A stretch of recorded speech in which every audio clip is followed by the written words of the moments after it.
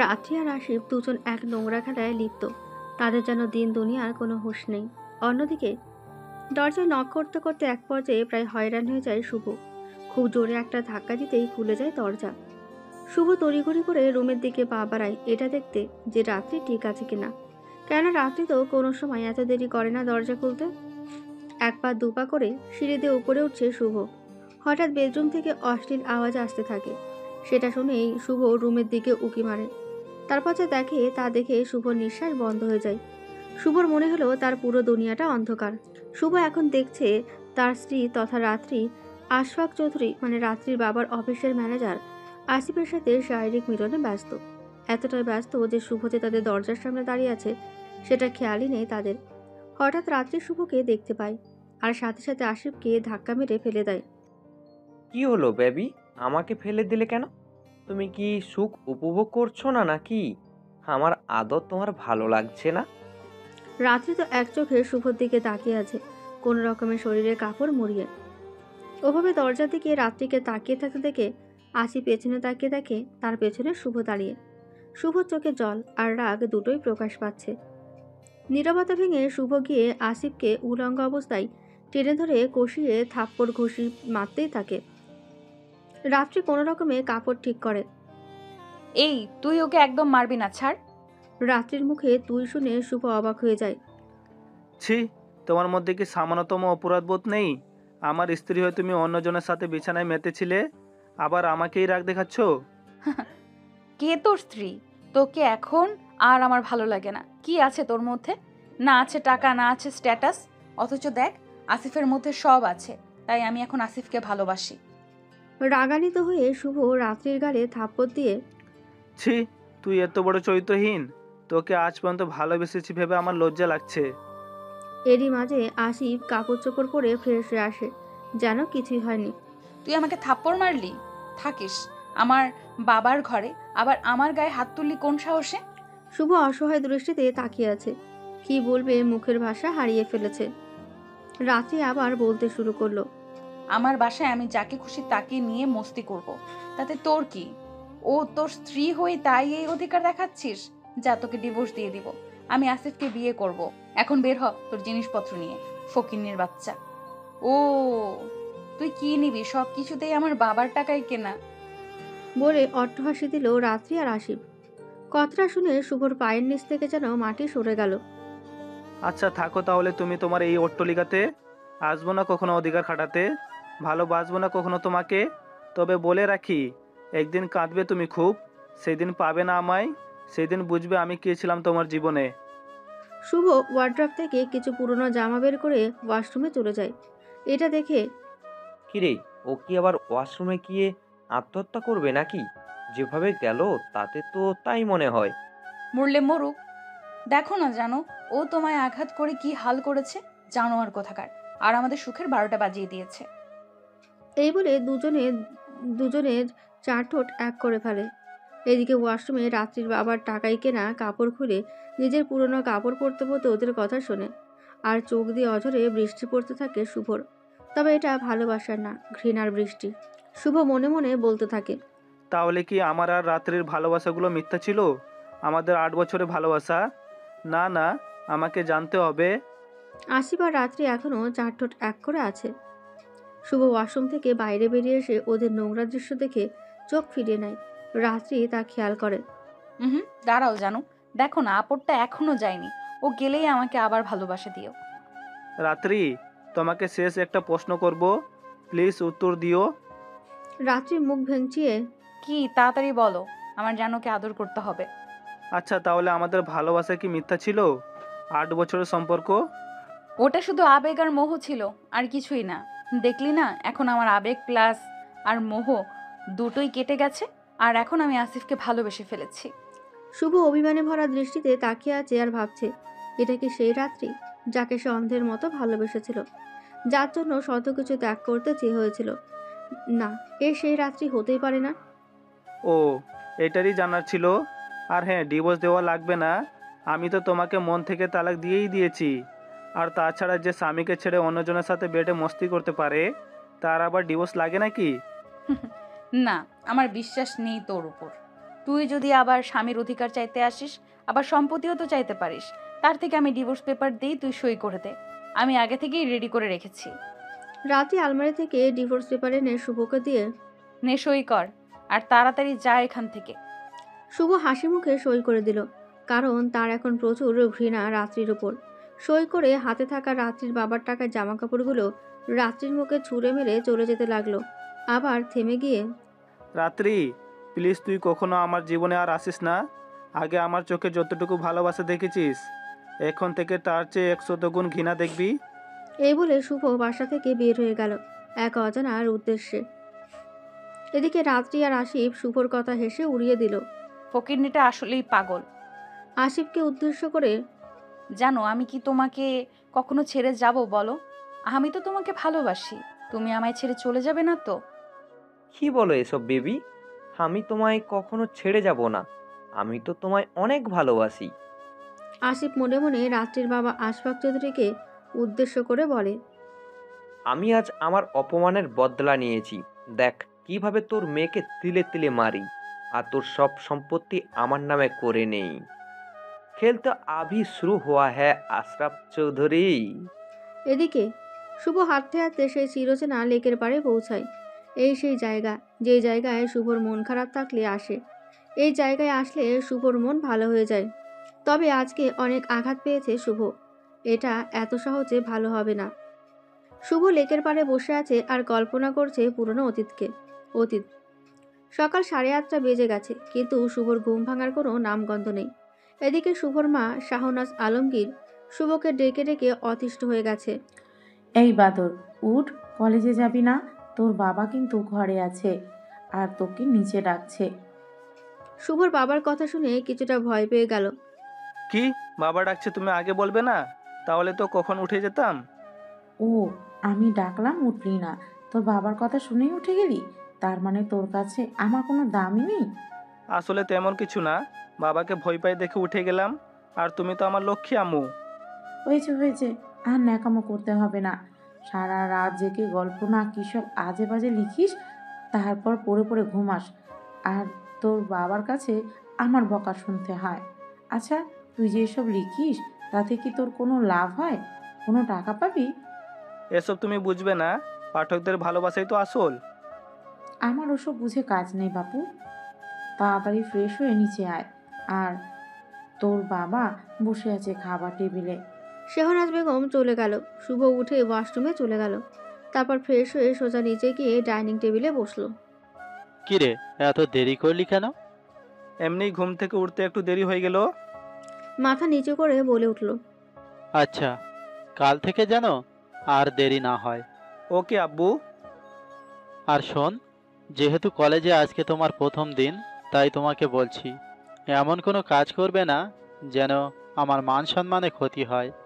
আর ভালো মতো লেখাপড়া করবে, কারণ আমার এই সুবিশাল ব্যবসা তো তোমাকেই ধরতে হবে। আসলে শুভরা অনেক ধনী, আর ও বাবা মায়ের একমাত্র সন্তান। জি আব্বু। আমি জানি আমার ছেলে আমার কথা কখনো ফেলবে না। এখন নাস্তা করে কলেজে চলে যাও। শুভ নাস্তা করে কলেজের উদ্দেশ্যে রওনা দেয়। এবার ইন্টার ফার্স্ট ইয়ারে শুভ গাড়ি থেকে কলেজের সামনে নামলো। সোজা ক্লাসরুমের দিকে পা বাড়ালো। ক্লাসে পৌঁছে সোজা দ্বিতীয় বেঞ্চের কোনায় বসলো। এদিকে ক্লাসের কিছু মেয়ে তো শুভর দিকে হাঁ করে তাকিয়ে আছে। ওই, তোরা কি দেখছিস ওই ছেলেটার দিকে? আরে দেখো না, ছেলেটা কি সুন্দর, স্মার্ট, আবার গেট আপ দেখে তো মনে হয় কোটিপতির ছেলে। তাই তো দেখলাম, নিজের প্রাইভেট কারে করে এসেছে কলেজে।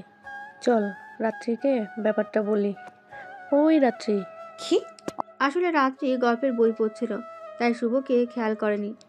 দেখ না, ওই যে একটা ছেলে এসেছে, কি স্মার্ট, আবার বড় লোকও বটে।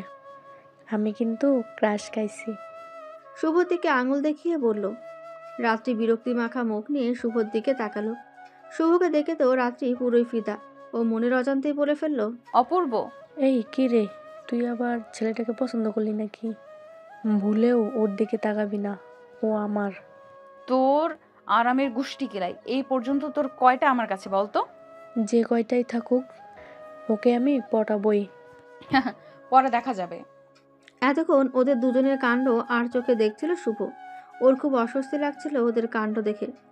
ক্লাসে স্যার আসলো এবং সবার থেকে পরিচয় জানলো। ওয়াও, কি মিষ্টি নাম, শুভ। হুম। ছুটির পর রাত্রি শুভকে পেছন থেকে ডাক দেয়। জি, আমাকে বলছেন? হ্যাঁ, তোমাকেই বলছি। কি বলবেন বলেন, আমার তাড়া আছে। তেমন কিছু না, আসলে একটু সাবধানে থেকো, তোমার পিছনে কিন্তু মেয়েরা লেগেছে। কি আমার পিছনে? জিজ্ঞাসা দৃষ্টিতে তাকিয়ে। হুম। কেন? কেন মানে কি? তুমি দেখতে সুন্দর, হ্যান্ডসাম আর বড়লোকও বটে। ও আচ্ছা, তাহলে আপনি কেন আমার পিছনে ঘুরছেন? না না, আমি তো এই নিয়তে ঘুরি না, আমি তো তোমার সাথে ফ্রেন্ডশিপ করতে এসেছি। ও রিয়েলি? ফ্রেন্ডশিপ এত সোজা না, আর আমি মেয়েদের সাথে ফ্রেন্ডশিপ করি না। কেন, করলে সমস্যা কি? এর উত্তর আপনাকে দিতে আমি বাধ্য না। বাই দ্য ওয়ে, আমার তাড়া আছে, আমায় বাসায় যেতে হবে।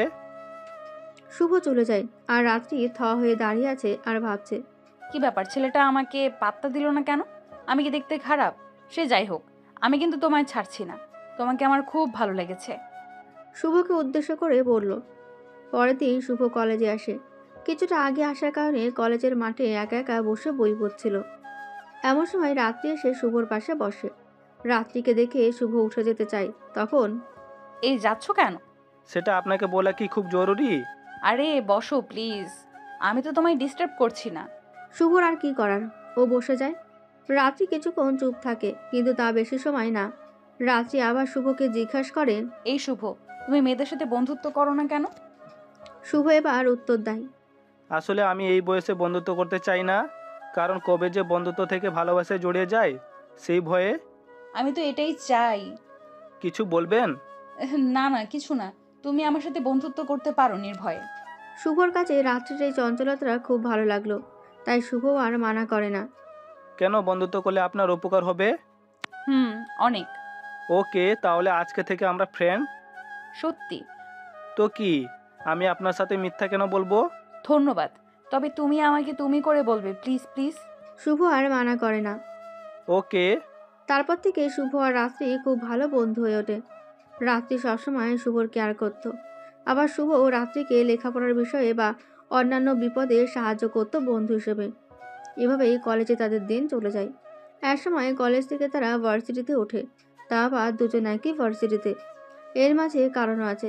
কারণটা হলো, শুভর বাবা চেয়েছিল শুভকে অস্ট্রেলিয়াতে পড়াবে, কিন্তু শুভ ডিরেক্ট মানা করে দেয়। সে বলে যে দেশে থেকেই পড়বে। এতে শুভর বাবা কিছু সময় অমত দিলেও পরে মেনে নেয়। আসলে শুভ রাত্রিকে কেমন যেন ভালোবেসে ফেলেছিল। শুধু ভালোবাসা না, তার মায়ায় আবদ্ধ হয়ে গেছিল। তাই শুভ শুধুমাত্র রাত্রির কাছে থাকার জন্য তার বিদেশে যায়নি পড়ালেখা করতে। ওদিকে রাত্রি তো আগে থেকে শুভর প্রেমে ফিদা, তাই সে ভাবছিল যে ভার্সিটিতে উঠে শুভকে প্রপোজ করবে। আর সে জানে যে শুভ তাকে ভালোবেসে ফেলেছে, কিন্তু বলতে পারছে না। হাদারাম একটা, ভালোবাসে সেটাও বলতে পারছে না। এখন আমারই ওকে প্রপোজ করতে হবে। কত আশা ছিল যে ও আমাকে প্রপোজ করবে, কিন্তু কিছুই হলো না গাধাটার জন্য। মনে মনে শুভকে উদ্দেশ্য করে বলল। অতঃপর দুজনেই একই ভার্সিটিতে ভর্তি হলো। নিয়মিত ভার্সিটিতে আসা যাওয়া শুরু করলো, আগের মতোই বন্ধু হয়ে। কিন্তু ইদানিং শুভ খেয়াল করছে যে রাত্রি তাকে কিছু বলতে চায়। শুভ এটাও জানে যে রাত্রি তাকে কি বলতে চায়, কারণ শুভ রাত্রিকে অনেক ভালোবেসে ফেলেছিল, কিন্তু বলতে পারছিল না। আজ ভালোবাসা দিবস, আজ যাই হোক, ওই হাদারামটাকে প্রপোজ করবই। তাই রাত্রি অনেক সুন্দর করে সাজে।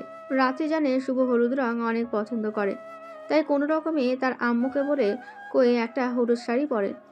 আর বারবার চোখ বোলাতে থাকে শুভর জন্য কেনা দামি ঘড়িটার দিকে। আজ শুভর একদম ভার্সিটিতে যাওয়ার মন নেই, কারণ সবাই আজকে প্রেমলীলা নিয়ে ব্যস্ত থাকবে, যা শুভর একদম পছন্দ না। হঠাৎ ফোনটা বেজে উঠল শুভর। তাকিয়ে দেখে রাত্রি কল দিয়েছে। শুভ তাড়াতাড়ি ফোনটা রিসিভ করে। হ্যালো শুভ, তুমি কোথায়? আজকে তুমি ভার্সিটিতে আসবে না? মনে হয় না। প্লিজ আসো, তোমার জন্য একটা সারপ্রাইজ আছে। ওকে, দেখি আসা যায় কি না। দেখা যাক না, তোমাকে আসতেই হবে। আচ্ছা, আসবো। শুভ রেডি হয় ভার্সিটিতে যাওয়ার জন্য। এদিকে শুভর জন্য বেশ কিছুক্ষণ থেকে ওয়েট করছে রাত্রি। হঠাৎ শুভকে ভার্সিটির ভেতরে ঢুকতে দেখলো। রাত্রি আস্তে আস্তে শুভর সামনে যেতে লাগলো। রাত্রিকে দেখে তো শুভ পুরোই টাসকি খেয়ে গেল। হলুদ শাড়িতে পুরো হলদে পাখির মতো লাগছিল। শুভ ওই জায়গায় দাঁড়িয়ে রইল। তার যেন কোনো হুঁশই নেই, এক মনে রাত্রির দিকে তাকিয়ে রয়েছে। রাত্রি তো বিষয়টা খেয়াল করলো, মনে মনে ভাবলো এখনই সঠিক সময় গাধাটাকে প্রপোজ করার। যেই বাবা সেই কাজ। রাত্রি শুভর সামনে গিয়ে সরাসরি হাঁটু করে বসে হলুদ গোলাপটা শুভর সামনে এগিয়ে দিয়ে, আই লাভ ইউ শুভ। প্রথম দেখাতে তোমাকে ভালোবেসে ফেলেছিলাম, কিন্তু এতদিন বলতে পারিনি। শুভ, তুমি কি আমার ভালোবাসার মানুষ হওয়ার দায়িত্বটা দিবে আমাকে? ফিল্মি স্টাইলে একদমে বলে ফেললো রাত্রি। শুভ জানতো একদিন এমন হবেই, কিন্তু এভাবে, এত রোমান্টিকভাবে, তা আবার সবার সামনে। শুভর সামনে একটা হলদে পরি তাকে ভালোবাসার জন্য আমন্ত্রণ জানাচ্ছে। শুভ রাত্রির প্রেম নিবেদনে সাড়া দিয়ে তার মনের কথা বলে দেয়। আমিও তোমাকে অনেক ভালোবাসি রাত্রি। জানি না কখন কিভাবে ভালোবেসে ফেলেছি, শুধু এতটুকু জানি আমি তোমাকে ভালোবাসি, শুধু সাহস করে তোমাকে বলতে পারিনি। রাত্রি কথাগুলো শুনে ঠাস করে উঠতেই শুভকে জড়িয়ে ধরল। কিছুক্ষণ জড়িয়ে থাকার পর রাত্রি ব্যাগ থেকে ঘড়িটা বের করে শুভর হাতে পরিয়ে দিতে দিতে বলল, আমি তো জানতাম আমার হাদারামটা অনেক ভালোবাসে, কিন্তু বলতে পারে না, তাই তো কাজটা আমিই করলাম। বলে আবার জড়িয়ে ধরল। এই কি করছো? সবাই দেখছো তো? দেখলে দেখুক, তাতে আমার কিছু যায় আসে না। তাই বুঝি? হুম। বর্তমান প্রপোজের বিষয়টা ভাবতে শুভর মুখের কোণে মৃদু হাসি ফুটল। আজকে নিকৃষ্ট ঘটনাটা চোখে ভেসে উঠল। নিমেষেই হাসি উড়ে গিয়ে ঘৃণায় রূপান্তরিত হয়ে গেল। আর মনে মনে বলল, সব মেয়েরাই কি এমন? শুধু চাহিদা খোঁজে, চাহিদা ফুরলেই শেষ। লেকের পাড়ে বসে থাকতে থাকতে প্রায় সন্ধ্যা হয়ে গেল, তবুও তার মন ভালো হলো না। উল্টো রাত্রির প্রতি ঘৃণা আরও বাড়তে লাগলো। ফোনের রিংটংটা বেজে উঠল। স্ক্রিনে ভেসে উঠল আব্বু।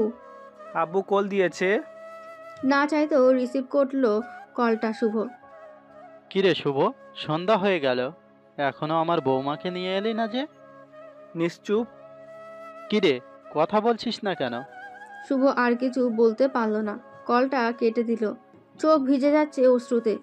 লেকের পাড় থেকে উঠে শুভ হাঁটতে শুরু করলো নিজের বাসার উদ্দেশ্যে। হাঁটতে হাঁটতে কল্পনা করতে লাগলো সেই অতীতকে। শুভ বাড়ির দিকে হাঁটছে আর কল্পনা করছে অতীতকে। অতীত 14ই ফেব্রুয়ারির পর থেকে শুভ আর রাত্রি বন্ধু হিসেবে নয়, প্রেমিক প্রেমিকা হয়ে বাঁচতে শুরু করে। ভালোবাসার মাঝেই কেটে গেল 3টি বছর।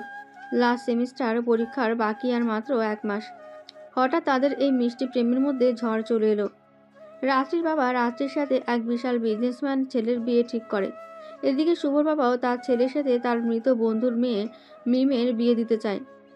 রাত্রির সাথে শিহাব আর শুভর সাথে মিমের বিয়ের কথা চলে। তাদের দুজনের পরিবার চায় তাদের বিয়েটা যেন পরীক্ষার পর হয়। এদিকে রাত্রি আর শুভ দুজন মনমরা হয়ে বসে আছে ক্যাম্পাসের মাঠে। এই এখন কি করব বলো? বাবা তো আমার বিয়ে ঠিক করে ফেলেছে। আমার বাবাও তো আমার বিয়ে ঠিক করে ফেলেছে। কি? তুমি আমাকে রেখে অন্য মেয়েকে বিয়ে করবে? ধুর, তুমি না আসলে বেশি বুঝো। আমি ভাবছি কিভাবে বিয়েটা আটকানো যায়, আর তুমি আছো তোমার উল্টাপাল্টা চিন্তা নিয়ে। সে তুমি যাই বলো, আমি কিন্তু তোমাকে ছাড়া আর কাউকে বিয়ে করব না। যদি বিয়ে করতেই হয় তবে তোমাকেই করব, না হলে বিষ খেয়ে মরে যাব। কী সব বাজে বাজে বলছো? বিয়ে আমি তোমাকেই করব। আমি যে তোমাকে বড্ড বেশি ভালোবাসি। তাহলে শুভ, চল না আমরা পালিয়ে যাই। আর আমি জানি আমার বাবা কখনো তার সিদ্ধান্ত পাল্টাবে না। আমার বাবাও তো এমন। আমি ভেবেছিলাম পরীক্ষা শেষে বাবার বিজনেসে জয়েন হব, আর সুযোগ বুঝে বাবাকে তোমার কথা বলবো। আমি এত কিছু বুঝি না, তুমি তাড়াতাড়ি কিছু একটা করো। ওকে, আমি ভেবে দেখছি কি করা যায়। শুভ চায় তার বাবাকে রাত্রির কথা বলতে, কিন্তু সাহস হচ্ছে না। বলবে বলবে করে বলাই হচ্ছে না। পরীক্ষা চলে এলো। কাল থেকে পরীক্ষা। শুভ কি করবে কিছুই মাথায় ঢুকছে না। অতঃপর পরীক্ষাও শেষ হয়ে গেল। আজ রাত্রির গায়ে হলুদ, আর কালকে শুভর এঙ্গেজমেন্ট মিমের সাথে। শুভ ডাইনিং টেবিলে বসে আছে, সামনে তার বাবা। আব্বু, আমি তোমাকে একটা কথা বলতে চাই। কি বলবে আমি তা জানি। আমাকে সুমন, মানে শুভদের গাড়ির ড্রাইভার, ও সব বলেছে।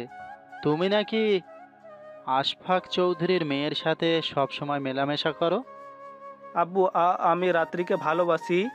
আমি ওকে বিয়ে করতে চাই। দ্রুত বলে ফেলল শুভ। আলমগীর খান যেন শুভর কথাটাকে পাত্তাই দিল না।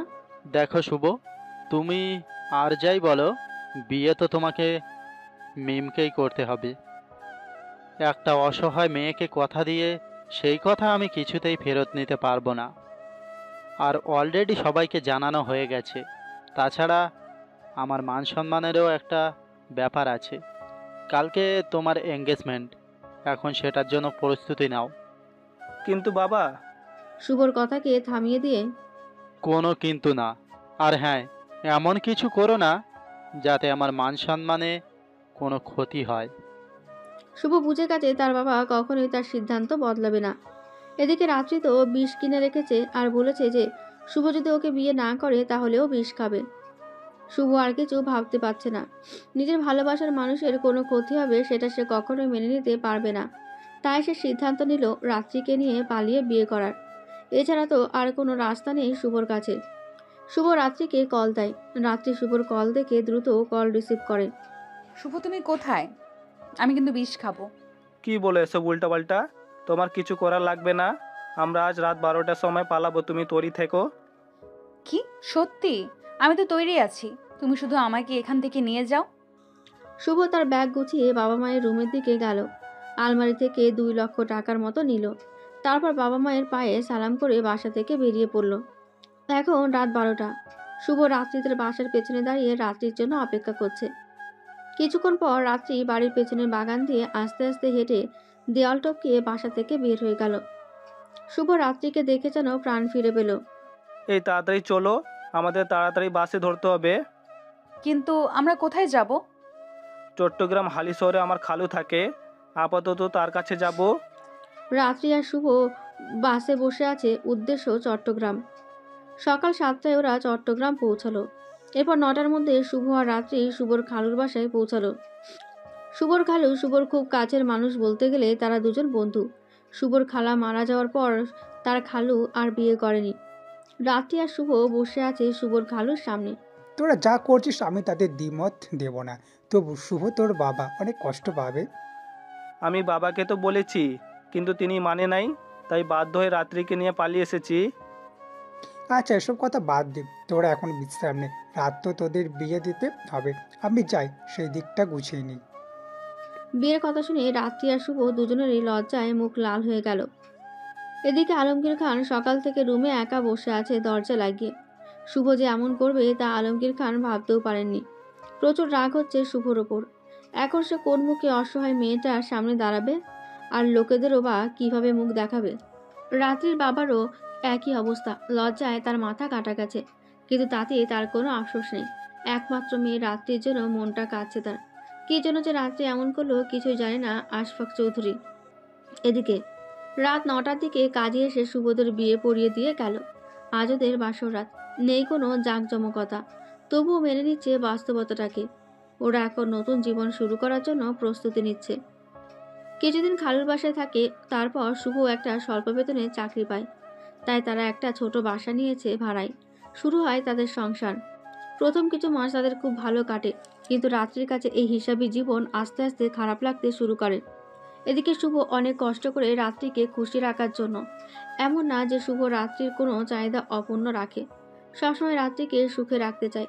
তাই তো যে ছেলে কখনো খাবার খেয়ে নিজের প্লেট ধুতো না, সে আজ সকাল থেকে সন্ধে অফিস করে এসে রাতে আবার টিউশনি করাতে যেত। যতদিন যায় রাত্রিও তত বদলাতে শুরু করে। তার কাছে আর এই মধ্যবিত্ত জীবন ভালো লাগছে না, আর কমতে থাকে শুভর প্রতি ভালোবাসাও। রাত্রি চায় বিলাসবহুল জীবন। সে এটা ভাবে যে তার সব কিছু থাকতেও কেন সেরকম মধ্যবিত্ত জীবন পার করবে। রাত্রি এখন তার বাবার কাছে ফিরে যেতে চায়। সে চায় তার বিলাসবহুল জীবন ফিরে পেতে। তাই সে একদিন তার বাবাকে কল দেয়। রাত্রির বাবা অচেনা নাম্বার দেখে রিসিভ করে। বাবা, তুমি কেমন আছো? আশফাক চৌধুরী 1 বছর পর তার মেয়ের আওয়াজ শুনে খুশিতে আত্মহারা হয়ে যায়। মা, রাত্রি তুই কোথায়? তুই আমার কথা একবারও ভাবলি না? বাবা, আমাকে মাফ করে দাও। আমি শুভকে ভালোবাসতাম, তাই পালিয়ে বিয়ে করে ফেলেছি। বাবা, আমি তোমার কাছে থাকতে চাই। তুমি কি আমাদের দুজনকে মেনে নেবে? কেন মানবো না? তুই তাড়াতাড়ি জামাইকে নিয়ে চলে আয়। রাতে শুভ যথারীতি বাসায় আসে। রাত্রিকে দেখে সবকিছু গুছাচ্ছে। এই কি করছো এসব? ব্যাগ কেন গুছাচ্ছ? আমরা আর এ বাড়িতে থাকবো না। মানে কি? দেখো শুভ, আমার আর এই মিডল ক্লাস জীবন ভালো লাগছে না, তাই বাবাকে কল দিয়েছিলাম। বাবা আমাদেরকে মেনে নিয়েছে, আমাদেরকে বাবার কাছে যেতে বলেছে। আমরা এখন থেকে বাবার কাছেই থাকবো। ও মানে তুমি চাও আমি ঘর জামাই হয়ে থাকবো? তা নয় তো কি? তোমার বাবা তো কখনো আমাদের মেনে নেবে না। তুমি এখন একজন অসহায় মানুষ ছাড়া আর কিচ্ছু নাও। আর আমিও এভাবে ফালতুভাবে আমার জীবন বরবাদ করতে পারবো না। তাই তুমি আমার বাবার অফিসে চাকরি করবে, চাইলে বসে বসেও খেতে পারবে, কারণ আমার বাবা তো আর সম্পদ কম নেই। অহংকারী হাসি দিয়ে শুভ রাত্রিকে অনেক বোঝায়, কিন্তু যে লাউ সে কদু। রাত্রি শুভকে ভালোবাসার কসম দেয়, তাই শুভ আর রাত্রিকে মানা করতে পারে না। তবে শুভ একটা শর্ত দেয়, সেটা হলো শুভ চাই রাত্রির বাবার অফিসে ইন্টারভিউ দিয়ে টিকে যোগ্যতা অনুযায়ী পোস্টে কাজ করতে। রাত্রিও শুভর শর্তে রাজি হয়ে যায়। শুভ আর রাত্রি এখন আশফাক চৌধুরীর বাসায় থাকে। শুভ ইন্টারভিউতে টিকে সাধারণ কর্মচারী হিসেবে আশফাক চৌধুরীর অফিসে কাজ করতে থাকে। শুভকে আশফাক চৌধুরীর অনেক পছন্দ হয়। আশফাক চৌধুরী মনে মনে ভাবে, শুভকে তো তার বাবা একদিন না একদিন মাফ করেই দিবে। তখন তো আমার মেয়ে এত বড় বিজনেসম্যানের ঘরের বউ হবে। আমার এত চিন্তা কিসের? এদিকে রাত্রি এখন তার বাবার বিজনেস সামাল দিতে থাকে। সে চায় তার ভবিষ্যৎটাকে অনেক বিলাসবহুল করতে। এখন রাত্রি অনেক বড় বড় বিজনেসম্যানদের সাথে ওঠা বসা করে, তার মধ্যে বিরাট অহংকার জন্মায়। রাত্রি বুঝতে পারে শুভর প্রতি আসলে তার ভালোবাসা ছিল না, ওটা ছিল আবেগ আর মোহ। এখন শুভকে সবার সামনে নিজের স্বামী হিসেবে পরিচয় দিতে লজ্জা করে রাত্রির। এখন শুভকে তার বিরক্তি আর বোঝা ছাড়া কিছুই মনে হয় না। শুভ বুঝতে পারে রাত্রি তাকে এড়িয়ে চলছে, আগের মতো কেয়ার করে না। সবসময় বিরক্তি মাখা মুখ নিয়ে সামনে আসে, তবুও মনকে এটা বলে বুঝ দেয়, রাতি তো আমাকে অনেক ভালোবাসে, হয়তো এখন আমাকে সবার সামনে মানতে পারছে না, পরে ঠিক হয়ে যাবে, আবার আগের মতো এসে বলবে শুভ তুমি শুধু আমার। আশিফ রাত্রিদের অফিসের ম্যানেজার, তাই সবসময় রাত্রির সাথে থাকে। রাত্রি বুঝতে পারে যে আসিফ তাকে পছন্দ করে। রাত্রিও আসিফকে পছন্দ করতে শুরু করে, কারণ আসিফের কাছে সব আছে, দেখতে সুন্দর, টাকা পয়সা, বাড়ি গাড়ি, আর সবচেয়ে বড় কথা আসিফের সাথে রাত্রির স্ট্যাটাস মেলে। কিন্তু শুভর সাথে রাত্রির কিছুই মেলে না। শুভ তো একটা সাধারণ কর্মচারী। ও আপনাদের তো আসিফের সাথে আশফাক চৌধুরীর শত্রুতার কারণ বলাই হয়নি, তো শুনুন। আসিফ আশফাক চৌধুরীর কোম্পানির বিভিন্ন ডিল অন্য কোম্পানিদের কাছে বিক্রি করে দিত, আরও নানা অবৈধ কাজ করত। এসব ব্যাপারে আশফাক চৌধুরী যখন জানতে পারে, তখন আসিফকে সবার সামনে অপমান করে পুলিশের হেফাজতে পাঠায়। আসিফের বাবা আশফাক চৌধুরীর খুব কাছের বন্ধু ছিল। আসিফের বাবা আশফাক চৌধুরীকে সমস্ত ক্ষতিপূরণ দেয় এবং কেস তুলে নিতে বলে, আর অনেক আবদার করে, বলে যেন তার ছেলেকে মাফ করে দিয়ে আগের মতোই অফিসে কাজ করতে দিতে। আশফাক চৌধুরী বন্ধুর কথা ফেলতে পারে না, তাই কেস তুলে নেয়। আসিফ তারপর থেকে শপথ নেয় আশফাক চৌধুরীকে তিলে তিলে শেষ করার, আর তার সমস্ত সম্পত্তি নিজের করে নেওয়ার। তাই আসিফ এখন রাত্রিকে নিজের মিথ্যে প্রেমে ফেলতে চায়, যাতে আশফাক চৌধুরীর কাছ থেকে বদলা নিতে পারে। দেখতে দেখতে রাত্রি আর আসিফ আস্তে আস্তে ঘনিষ্ঠ হতে থাকে, একে অপরের সাথে একদম ফ্রি হয়ে যায়। রাত্রি সবসময় আসিফকে নিয়ে ব্যস্ত থাকে, শুভকে একদমই টাইম দেয় না। এতে শুভ অনেক কষ্ট পায়। শুভ রাত্রি আর আসিফের এত ক্লোজ হওয়ার বিষয়টা মেনে নিতে পারছিল না, তাই একদিন রাত্রিকে জিজ্ঞেস করে, রাত্রি তুমি তো আজকাল আমাকে একদম সময় দাও না, আগের মতো কি আরও করো না আমার? কেন দেখো না ব্যস্ত থাকি। আগের মতো তো আমি ঘরে বসে বসে মাছি মারি না যে সারাদিন তোমায় নিয়ে পড়ে থাকবো। বিরক্তি মাখা মুখ নিয়ে, অফিসে বসের সাথে তোমার সারাদিন কি? সব সময় তো দেখি দুজন হেসে হেসে কথা বলো। এই তুমি কি আমাকে সন্দেহ করছো? না, সন্দেহ করছি না, তবে অফিসের বসের সাথে একটু কম কথা বললেও পারো। আরে আজব তো, আসিফ হচ্ছে ম্যানেজার, সব রকম ইম্পর্টেন্ট কাজ ওর সাথে পরামর্শ করেই করতে হয়। এখন তুমি কি বলো, ইম্পর্টেন্ট কাজগুলোর ব্যাপারে আসিফের সাথে পরামর্শ না করে তোমার মতো সাধারণ কর্মচারীর সাথে পরামর্শ করব? অসহ্য। রাত্রির কাছ থেকে এমন কথা শুনে আর কিছু বলার ইচ্ছা থাকে না শুভর। কিছুদিন পর কোম্পানি থেকে শুভকে সহ আরও 5 জনকে 1 মাসে ট্রেনিংয়ে সিলেটে পাঠানো হয়। শুভ প্রথমে যেতে না চাইলেও রাত্রির বলাতে সিলেটে যেতে রাজি হয়। এই তো মহা সুযোগ, রাত্রিকে এখন প্রেমের জালে ফেলতেই হবে। আজ 14ই ফেব্রুয়ারি। আসিফ রাত্রির জন্য একটা হীরার আংটি কিনেছিল প্রপোজ করার সময় দেওয়ার জন্য। সেই আংটি আর হাতে একটা গোলাপ নিয়ে রাত্রির বাসায় কলিং বেল বাজায়। রাত্রি দরজা খুলে আসিফকে দেখে মুচকি হাসিতে ভেতরে আসতে বলে। আসিফ ভেতরে গিয়ে রাত্রিকে গোলাপটা দিয়ে প্রপোজ করে। রাত্রিও আসিফকে ভালোবেসে ফেলেছিল, তাই আসিফের ভালোবাসায় সাড়া দেয়। পরক্ষণেই রাত্রি বলে ওঠে, আমি তো বিবাহিত। আসিফ হীরার আংটিটা রাত্রির হাতে পরিয়ে দিতে দিতে বলল, সমস্যা কি? তুমি শুভ্রকে ডিভোর্স দিয়ে দিবে, তারপর আমরা বিয়ে করে নিব। আর তাছাড়া তুমি তো ওকে এখন আর ভালোবাসো না, তবে শুধু শুধু কেন ওর সাথে থেকে নষ্ট করছো তোমার সুন্দর জীবনটাকে? রাত্রিও আসিফের কথায় সায় দিল। রাত্রি বলল, তাহলে তুমি ডিভোর্সের পেপার রেডি করো। ও ট্রেনিং থেকে আসলেই আমি ওকে ডিভোর্স দেব। তারপর থেকে রাত্রি আসিফের সঙ্গে অবৈধ ভালোবাসায় জড়িয়ে পড়ল। আজ শুভ আর রাত্রি দ্বিতীয় বিবাহবার্ষিকী। এদিকে শুভ বারবার কল দিচ্ছে রাত্রিকে উইশ করার জন্য, কিন্তু রাত্রি কল ধরছে না। আরও একটা বিষয় আছে, সেটা হলো আজ সন্ধ্যায় শুভদের যেই কোম্পানিদের সাথে যাদের মিটিং করেছিল সেটা স্বয়ং আলমগীর খানের কোম্পানি ছিল। সেখানে আলমগীর খানও উপস্থিত ছিল। দীর্ঘ 2 বছর পর নিজের সন্তানকে দেখে আলমগীর খান সবকিছু ভুলে গিয়ে সকলের সামনে শুভকে জড়িয়ে ধরেছিল। বাবা শুভ, তুই কি আমাদের ভুলে গেলি? জানিস তুই চলে যাবার পর তোর মা আর আমি কত কষ্ট পেয়েছি। বাবা তুমি আমাকে মাফ করে দাও, আমি রাত্রিকে অনেক ভালোবাসি তাই এমন কাজ করেছি। আরে পাগল, তুই মাপ চাচ্ছিস কেন? ভুল তো আমরাই তোকে জোড়াজুড়ি করছিলাম, যেটা করা আমার উচিত হয়নি। না বাবা, আগে বলো তুমি আমায় মাফ করে দিয়েছো। ধুর, এসব বাদ দে, আগে বল আমার বৌমা কোথায়? ও তো ঢাকায়, আমি এখানে ট্রেনিংয়ের জন্য এসেছি। ট্রেনিং মেনিং সব বাদ দে, আমার এত বড় ব্যবসার মালিক তো তুই। আর আগামীকালের মধ্যে যেন আমার বৌমাকে আমার বাসায় পাই, মনে থাকে যেন। শুভ খুশি ভরা মুখ নিয়ে বলে উঠল। ঠিক আছে আব্বু। শুভর এই খুশির সংবাদটা জানানোর ছিল রাত্রিকে, কিন্তু রাত্রি ফোনই ধরছে না। শুভ আর দেরি না করে রাত 12টার বাসে উঠল ঢাকার উদ্দেশ্যে। সকাল 10টা বেজে গেল। বাসায় গিয়ে শুভ যা দেখলো তা দেখে শুভর সব স্বপ্ন ভেঙে চুরমার হয়ে গেল। রাত্রি আর আসিফ অবৈধ সম্পর্কে লিপ্ত ছিল। প্রথম পর্বে তো পড়েছেনি, বর্তমান অতীত কল্পনা করতে করতে শুভ তার বাসার সামনে পৌঁছে গেল। কলিং বেল চাপতেই দরজা খুলে দিল শাহনাজ বেগম। দীর্ঘ 2 বছর পর নিজের ছেলেকে দেখে শাহনাজ বেগম শুভকে বুকে জড়িয়ে নিল। বাবা, তুই এসেছিস? এতদিন পর মনে পড়লো আমাকে। কেমন আছিস তুই? আমি ভালো। কথাটা বলতে গিয়ে মায়ের আঁচলে ধরে হাউমাউ করে কান্না করে দিল শুভ।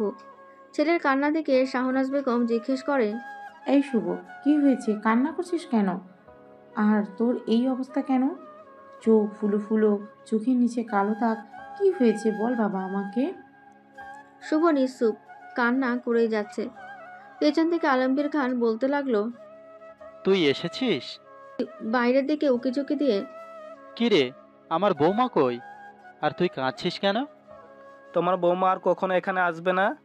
বলে শুভ দৌড়ে তার রুমে চলে গেল। এই শুভর আব্বু, আমার ছেলের কি হয়েছে? ও এমন করছে কেন? কিছুই তো বুঝলাম না। আমার ছেলে তো কখনো কান্না করে না। ও হয়তো কোনো কিছুতে অনেক কষ্ট পেয়েছে, তাই এমন করছে। ওকে একটু বিশ্রাম নিতে দাও। এদিকে রাত্রি তো বেশ আনন্দে আছে। সে ভাবছে যে আসিফের সাথে পুরো জীবন আনন্দে পার করে দেবে। যাক, ওই লেভেললেস ছেলেটা থেকে বাঁচলাম। কি দেখে যে ওর প্রেমে পড়েছিলাম, এখন ভাবতেও অবাক লাগে। তখন আমি কত বোকা ছিলাম। খুব শীঘ্রই বিয়ে হবে আমার আর আসিফের। উফ, ভাবতেও ভালো লাগছে। আসিফের মতো ছেলে আমার বর হবে। রাত্রি জানি না আসিফ তার জীবনের কাল হয়ে দাঁড়াবে।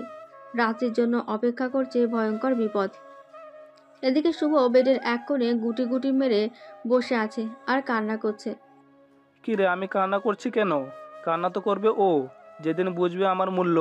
না না শুভ, তুই একদম ভেঙে পড়বি না। তোকে শক্ত হতে হবে, পাথরের থেকে শক্ত। আমাকে বলে কিনা লেবলেস। আরে ছোলানোময়, তোর জন্যই তো আমি লেবলেস হয়েছিলাম। তখন বুঝিনি যে তুই এমন বিষাক্ত ছবল দিবি। জাস্ট ওয়েট অ্যান্ড সি, সময় বলে দিবে কে লেবলেস। নিজ মনে বলল শুভ। কিছুদিন পর রাত্রি আর আসিফের বিয়ে। আশফাক চৌধুরী এই বিয়েতে অমত দিলেও শেষে মেয়ের কথায় রাজি হয়ে যায়। শুভ এখন অনেকটা শক্ত হয়ে গেছে। সে চায় রাত্রির মতো কেউ যেন তাকে লেভেললেস বলার সুযোগ না পায়। তাই শুভ নিজের কেরিয়ারের দিকে মনোযোগ দেয়। শুভ এখন তার বাবার পুরো ব্যবসা সামলাচ্ছে। কাল রাত্রি আর আসিফের বিয়ে। আসিফ ও ড্রাইভারকে দিয়ে বিয়ের খবরটা শুভকে জানায়, একটু মজা নেওয়ার জন্য। কিন্তু আসিফ তো আর এটা জানে না যে শুভ রাত্রিকে এখনো ভালোবাসা তো দূরের কথা, রাত্রি নামে যে একটা কালসাপ তার জীবনে ছিল সেটাই মাথা থেকে মুছে ফেলেছে। শুভ রাত্রির বিয়ের খবরটা কোনো আমলেই নিল না, উল্টো কথাটা হাসি দিয়ে উড়িয়ে দিল। আজ রাত্রি আর আসিফের বিয়ে হয়ে গেছে। রাত্রি মনে মনে আসিফের সাথে অনেক স্বপ্ন বনে, আর আসিফ এটা ভাবে যে আশফাক চৌধুরী থেকে বদলা নেওয়ার কাজে আরও এক ধাপ এগিয়ে গেলাম। বিয়ে তো করে ফেললাম, এখন শুধু আসল কাজটা বাকি। যেভাবেই হোক রাত্রিকে ভুলিয়ে ভালিয়ে ওর সব সম্পত্তি নিজের নামে করে নিতে হবে। পৈশাচিক হাসি দিয়ে এদিকে আলমগীর খান আর শাহনাজ বেগম একটা সিদ্ধান্ত নেয়, শুভকে মিমের সাথে বিয়ে দেবে। শুভকে মিমের সাথে বিয়ে দিতে হবে, কিন্তু শুভ কি মানবে? তাও তো বেশি দিন হয়নি ওর সাথে রাত্রি ডিভোর্সের। এখন মনে হয় না ও বিয়ে করতে রাজি হবে। তবুও বলে দেখি। এর মধ্যে শুভ চলে আসলো। কি ব্যাপার, তোমরা কি নিয়ে কথা বলছো? এই তো তোর বিয়ে নিয়ে। মুখ ফসকে বলে ফেলে, বিয়ে মানে? মানে হলো, আমাদেরও তো নাতি নাতনির মুখ দেখতে ইচ্ছে করে, তাই আমরা চাই মিমের সাথে তোর বিয়ে দিতে। না বাবা, আমি এখন বিয়েটে করতে পারবো না। তাহলে কি সারা জীবন এভাবে একা একা কাটিয়ে দিবি? দেখ বাবা, আমাদের শেষ ইচ্ছেটা পূরণ কর। আচ্ছা আমি রাজি, কিন্তু একটা শর্ত আছে। আমি এখনই বিয়ে করব না, কিছু মাস পরে করব। তুই রাজি হয়েছিস, এতেই আলহামদুলিল্লাহ। তাহলে আজকেই আমার মিম মেয়েটাকে বাসায় নিয়ে আসবো। কেন আজকে কেন? এত জেনে তুই কি করবি? চুপ। মিম এখন শুভদের বাসায় থাকে। মিম সবসময় শুভর যত্ন নেয়, শুভকে সবসময় শাসনের মধ্যে রাখে, যেন সে তার বিয়ে করা বউ। শুভরও মিমের এই আচরণগুলো অনেক ভালো লাগে। আস্তে আস্তে শুভ মিমের প্রতি দুর্বল হয়ে পড়ে। মিম এখন অনেক খুশি, কারণ সে তার শুভকে ফিরে পেয়েছে। মিম শুভকে অনেক ভালোবাসতো। শুভ যখন রাত্রিকে নিয়ে পালিয়ে যায় তখন মিম অনেক কষ্ট পেয়েছিল, তাই এখনও মিম বিয়ে করেনি। তার বিশ্বাস ছিল একদিন শুভ তার হবে, আর সেটাই হয়েছে। এখন শুভ শুধু মিমের। বিয়ে 2 মাস পর আসিফ রাত্রির কাছে আবদার করে, রাত্রি, দেখো, একটা কথা বলবো তোমাকে, বলো তুমি আমার কথা রাখবে? আহা বলো না, আমি তো তোমার সব কথাই রাখবো। প্রমিস? ওকে, প্রমিস।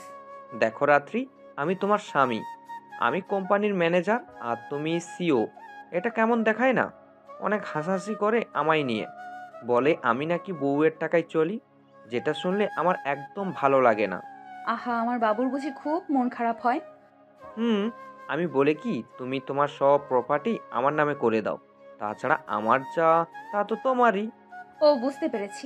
তাহলে তুমি আর কিছুদিন ওয়েট করো, আমি আমার সব কিছু তোমার নামে লিখে দিব। এখন খুশি তো? হুম। রাত্রি আসিফকে অন্ধের মতো বিশ্বাস করে সব প্রপার্টি লিখে দেয়। তার কিছুদিন পর আসিফ তার আসল রূপ প্রকাশ করে। রাত্রি ভাষায় ঢুকে দেখে আসিফ তার অফিসের কলিগ কল্পনার সাথে গভীর চুম্বনে ব্যস্ত। এটা থেকে রাত্রি যেন পুরো দুনিয়াটা উল্টে গেল। আসিফ রাত্রিকে দেখে বলে, ও বেবি, তুমি এসে পড়েছো, ওয়েলকাম ওয়েলকাম। রাত্রি রেগে গিয়ে কল্পনার গালে কষিয়ে থাপ্পড় মারে। বজ্জাত মেয়ে, তোর লজ্জা করে না আমার স্বামীর সাথে নোংরামি করতেছিস? কল্পনা কিছু বলতে গেলে আসিফ কল্পনাকে থামিয়ে দিয়ে তুমি শান্ত হও বেবি, ওকে আমি দেখে নিচ্ছি। বলেই রাত্রির গালে খুব ভয়ানকভাবে থাপ্পড় মারে। রাত্রি থাপ্পড়ে তাল সামলাতে না পেরে ছিটকে নিচে পড়ে যায়। তোর সাহস কি করে হয় কল্পনার গায়ে হাত তোলার, ছোট লোকের বাচ্চা? আসিফ, তুমি এসব কি বলছো? তুমি আমার সাথে এমন কেন করছো? কেন জানিস না? কেন এমন করছিস? তুই না জানলেও তোর বাপ জানে বিষয়টা। আসিফের এরকম আচরণ দেখে রাত্রির চোখে অন্ধকার নেমে এলো। রাত্রি বিশ্বাস করতে পারছে না, যাকে এত ভালোবাসলো সে তাকে ধোঁকা দিয়েছে। আমার বাবাকে জানো?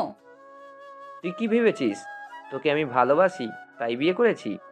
না, আমি তোর বাবার থেকে বদলা নেওয়ার জন্য তোকে আমার প্রেমের জালে ফাঁসিয়েছি। আর তুই বোকা, সত্য ভালোবাসাকে ত্যাগ করে আমার মিথ্যে ভালোবাসাকে সাই দিলি। তার মানে তুমি আমায় ঠকালে? তুমি কি আমায় সত্যি সত্যি ভালোবাসো না? থু, তোর মতো মেয়েকে আবার ভালোবাসা, যে কিনা অন্যজনের স্ত্রী হয়ে আমার সাথে বিছানায় ফুর্তি করতে পারে, তাকে কি কখনো ভালোবাসা যায়?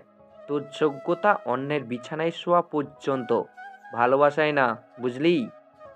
রাত্রি আসিফের পা ধরে আকুতি করেছে।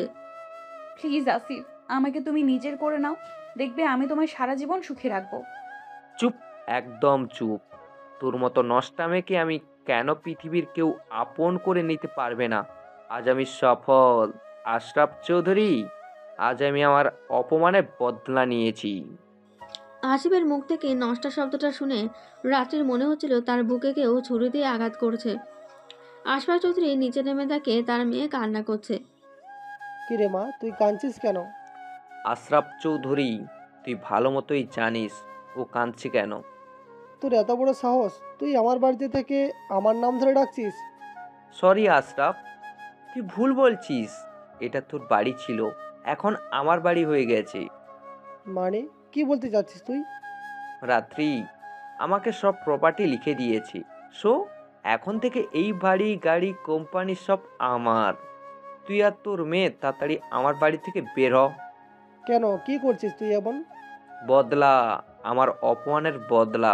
মনে নেই? মনে নেই তুই আমাকে অপমান করে জেলের ভাত খাইয়েছিলি? তোর যত শত্রুতা আমার সাথে ছিল, তাহলে এর মধ্যে আমার মেয়েকে টানলি কেন?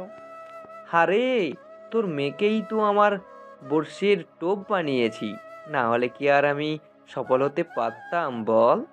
এখন তাড়াতাড়ি তোর এই নষ্টা মেয়েকে নিয়ে বের হ আমার বাড়ি থেকে। এই বলে আসিফ আর কল্পনা ওপরে চলে গেল। এতদিনের কষ্টের করা সম্পত্তি এভাবে কেউ ঠকিয়ে নিয়ে গেল, এটা মানতে পারছে না আশফাক চৌধুরী। রাত্রি বুঝতে পেরে গেছে আসিফ তার সাথে মিথ্যা ভালোবাসায় অভিনয় করেছে, শুধুমাত্র তার বাবার থেকে বদলা নেওয়ার জন্য। রাত্রি এখন বুঝতে পারছে কেউ প্রতারণা করলে কেমন লাগে, কতটা কষ্ট হয়।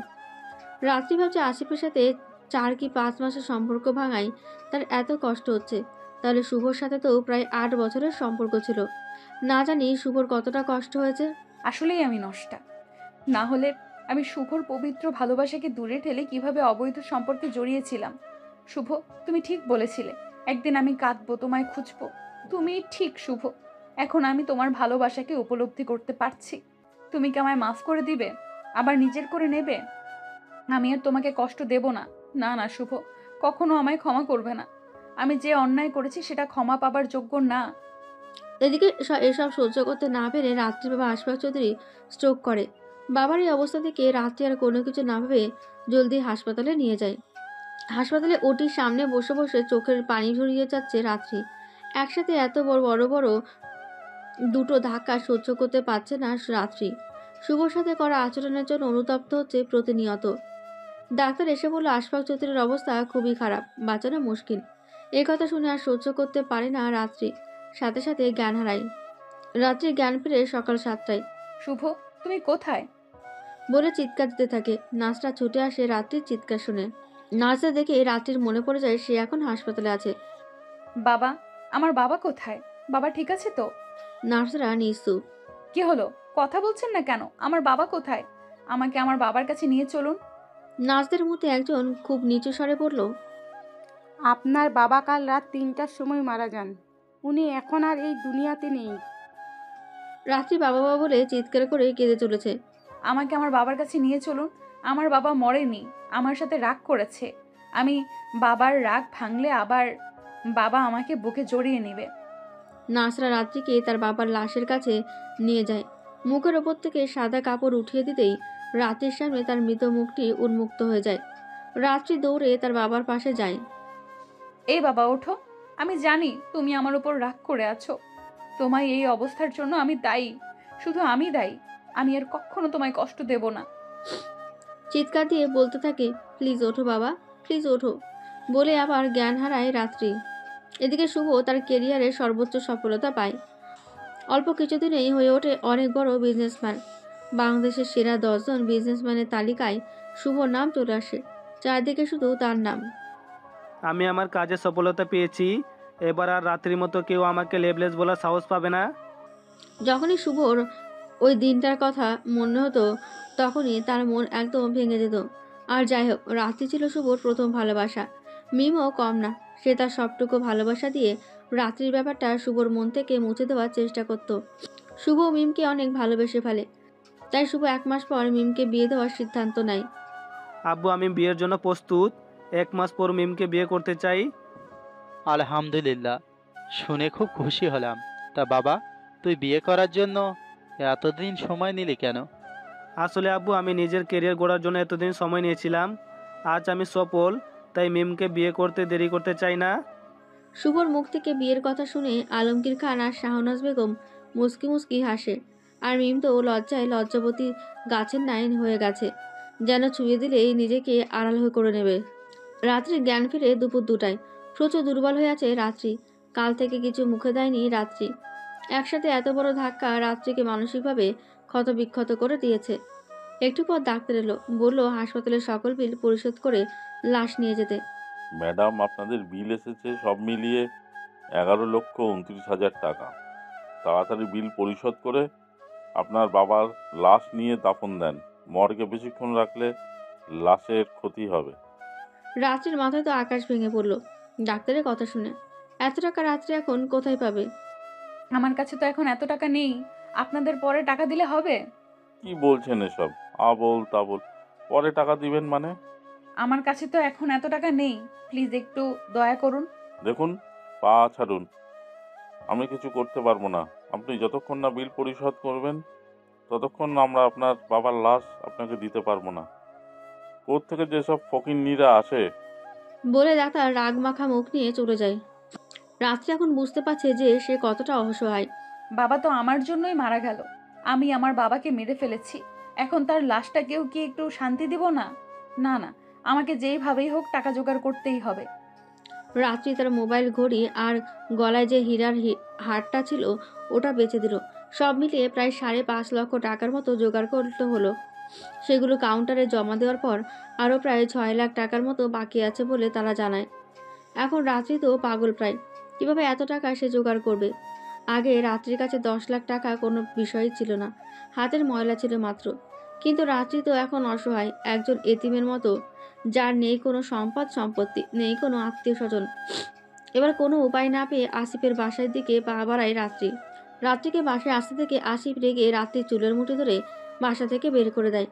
রাত্রি অনেক আবদার করেছে, পা ধরে রিকোয়েস্ট করেছে টাকার জন্য, তবু আসিফ ওকে কোনো রকম সাহায্য না করে উল্টো ঘর থেকে বের করে দেয়। রাত্রির এখন নিজের ওপর প্রচুর ঘৃণা হচ্ছে। কিভাবে পারলাম শুভর পবিত্র ভালোবাসাকে ছুঁড়ে ফেলে দিয়ে ওই পশুটাকে ভালোবাসতে? আসলেই আমি নষ্টা। আমাকে অন্যের বেডেই মানায়, কারো মনে কখনো মানাবে না। আমি এখন কোন মুখে শুভর কাছে যাব? না গেলে তো আমি আমার বাবার লাশটাকেও দাফন করতে পারবো না। এখন এখন এইসব ভেবে কি লাভ? আমি জানি শুভ আমাকে ভালোবাসে, ও আমাকে ফেরাবে না। আমার বাবার জন্য না হয় কিছু টাকা ভিক্ষা করব শুভর কাছে। রাত্রি আর কিছু ভাবে না, সোজা শুভদের বাসার দিকে রওনা দিল। বিকেলবেলা শুভ বসে আছে সোফার ওপর আর ল্যাপটপে কিছু জরুরি কাজ করতেছিল। এমন সময় কলিং বেলটা বেজে উঠল। শুভ দরজা খুলে যা দেখলো সেটা দেখে ঘৃণায় মুখ ঘুরিয়ে নিল।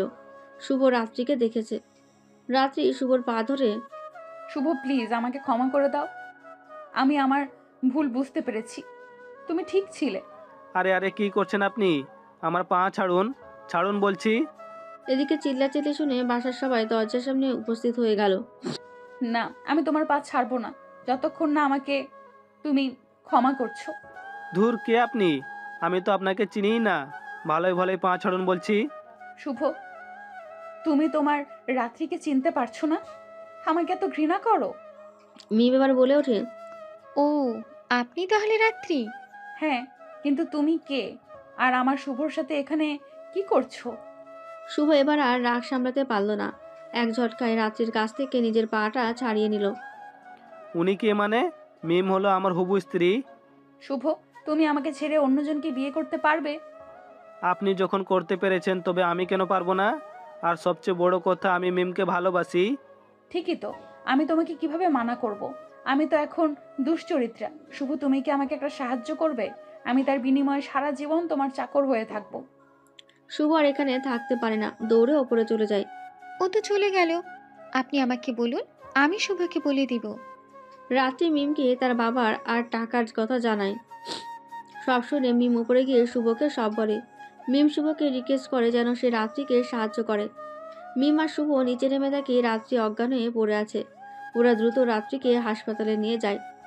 রাত্রিকে শুভ আর মিম হাসপাতালে নিয়ে যায়, তবে এটা শুভ ভালোবাসা থেকে করেনি, শুধুমাত্র মানবতার খাতিরে আর মিমের আবদারে।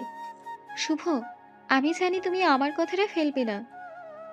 তুমি রাত্রির বাবার লাশটাকে হাসপাতাল থেকে নিয়ে আসো। বেচারি মেয়েটা অনেক কষ্ট পাচ্ছে। দেখো মিম, আমি বেঈমানদের কখনো সাহায্য করি না। তবুও তুমি যখন বলছো, শুধু তোমার কথা রাখার জন্য আমি যাচ্ছি রাত্রির বাবা লাশ আনতে। শুভ চলে যায়। শুভ গিয়ে হাসপাতালের সকল বিল পরিশোধ করে আশফাক চৌধুরীর লাশ নিয়ে আসে দাফনের ব্যবস্থা করার জন্য। আসলে শুভর প্রথম ভালোবাসা ছিল রাত্রি, তাই একটু মায়া লাগছে, কারণ শুভ তো রাত্রিকে সত্যিকারের ভালোবেসেছিল। এদিকে রাত্রির জ্ঞান ফেরার নামগন্ধ নেই। মিম জানে যে এই রাত্রি তার ভালোবাসার মানুষ শুভকে অনেক কাঁদিয়েছিল, তবুও মিম রাত্রির অনেক যত্ন নিচ্ছে। শুভ আশফাক চৌধুরীর লাশ অ্যাম্বুলেন্সে রেখে মিমের কাছে যাওয়ার জন্য রওনা করে। রাত 4টা বাজে। রাত্রির জ্ঞান ফিরেছে। রাত্রি উঠে থাকে, তার পাশে মিম দেওয়ালে হেলান দিয়ে ঘুমিয়ে আছে। রাত্রি মিম মেয়েটাকে একদমই সহ্য করতে পারছে না। এই অসভ্য মেয়েটা আছে দেখে শুভ আমাকে ক্ষমা করছে না, নাহলে শুভ আমাকে ক্ষমা করে আবার নিজের করে নিত। মনে তো চাচ্ছে এক্ষুনি এই আপরটাকে গলা টিপে মেরে ফেলি। একা একা বিড়বিড় করে। শুভ হাসপাতালে আসলো। রুমে ঢুকে রাত্রিকে দেখলো, তার দিকে চেয়ে আছে করুণ দৃষ্টিতে, যেন এই দৃষ্টি দিয়ে হাজারটা মন গলিয়ে ফেলতে পারবে রাত্রি। কিন্তু শুভর মন এসবে গলবে না। আর তাছাড়া গলবেই বা কেন? বেইমানের দৃষ্টিতে শুধু ঘৃণা ছাড়া আর কিছু দেখা যায় না। মিম এখনো ঘুমিয়ে আছে দেওয়ালে হেলান দিয়ে। এই মিম ওঠো, ওঠো, ওনার তো জ্ঞান ফিরেছে। মিম চোখ ডলতে ডলতে তাকে রাত্রি বসে আছে। ও সরি, আমি খেয়াল করিনি, ঘুমিয়ে পড়েছিলাম একটু। ওনাকে সরি বলার দরকার নেই, তুমি যে এখানে ওনার পাশে ছিলে এটাই বেশি। আর হ্যাঁ, ওনাকে বলো তার বাবার দাফন কাজ সম্পূর্ণ করা দরকার, শেষ দেখা দেখে নিতে। আর কোথায় কবর দিবে সেটা তো বললো না। রাত্রিকে উদ্দেশ্য করে রাত্রির মাত্র খেয়াল হলো তার বাবার কথা। আমার বাবাকে কোথায় কবর দিব? আমার তো কোনো জায়গা নেই। কেন জায়গা নেই কেন? আপনারা এত ধনী মানুষ, আপনাদের তো জায়গা অভাব থাকার কথা না? আমি এখন একজন ভিক্ষুকের ন্যায়, আমার সব কিছু আসিফ কেড়ে নিয়েছে। জোরে জোরে কান্না করে। শুভ রাত্রির কথা শুনে কিছুটা কষ্ট পেল, তবে তার রাত্রিকে বুঝতে দিল না।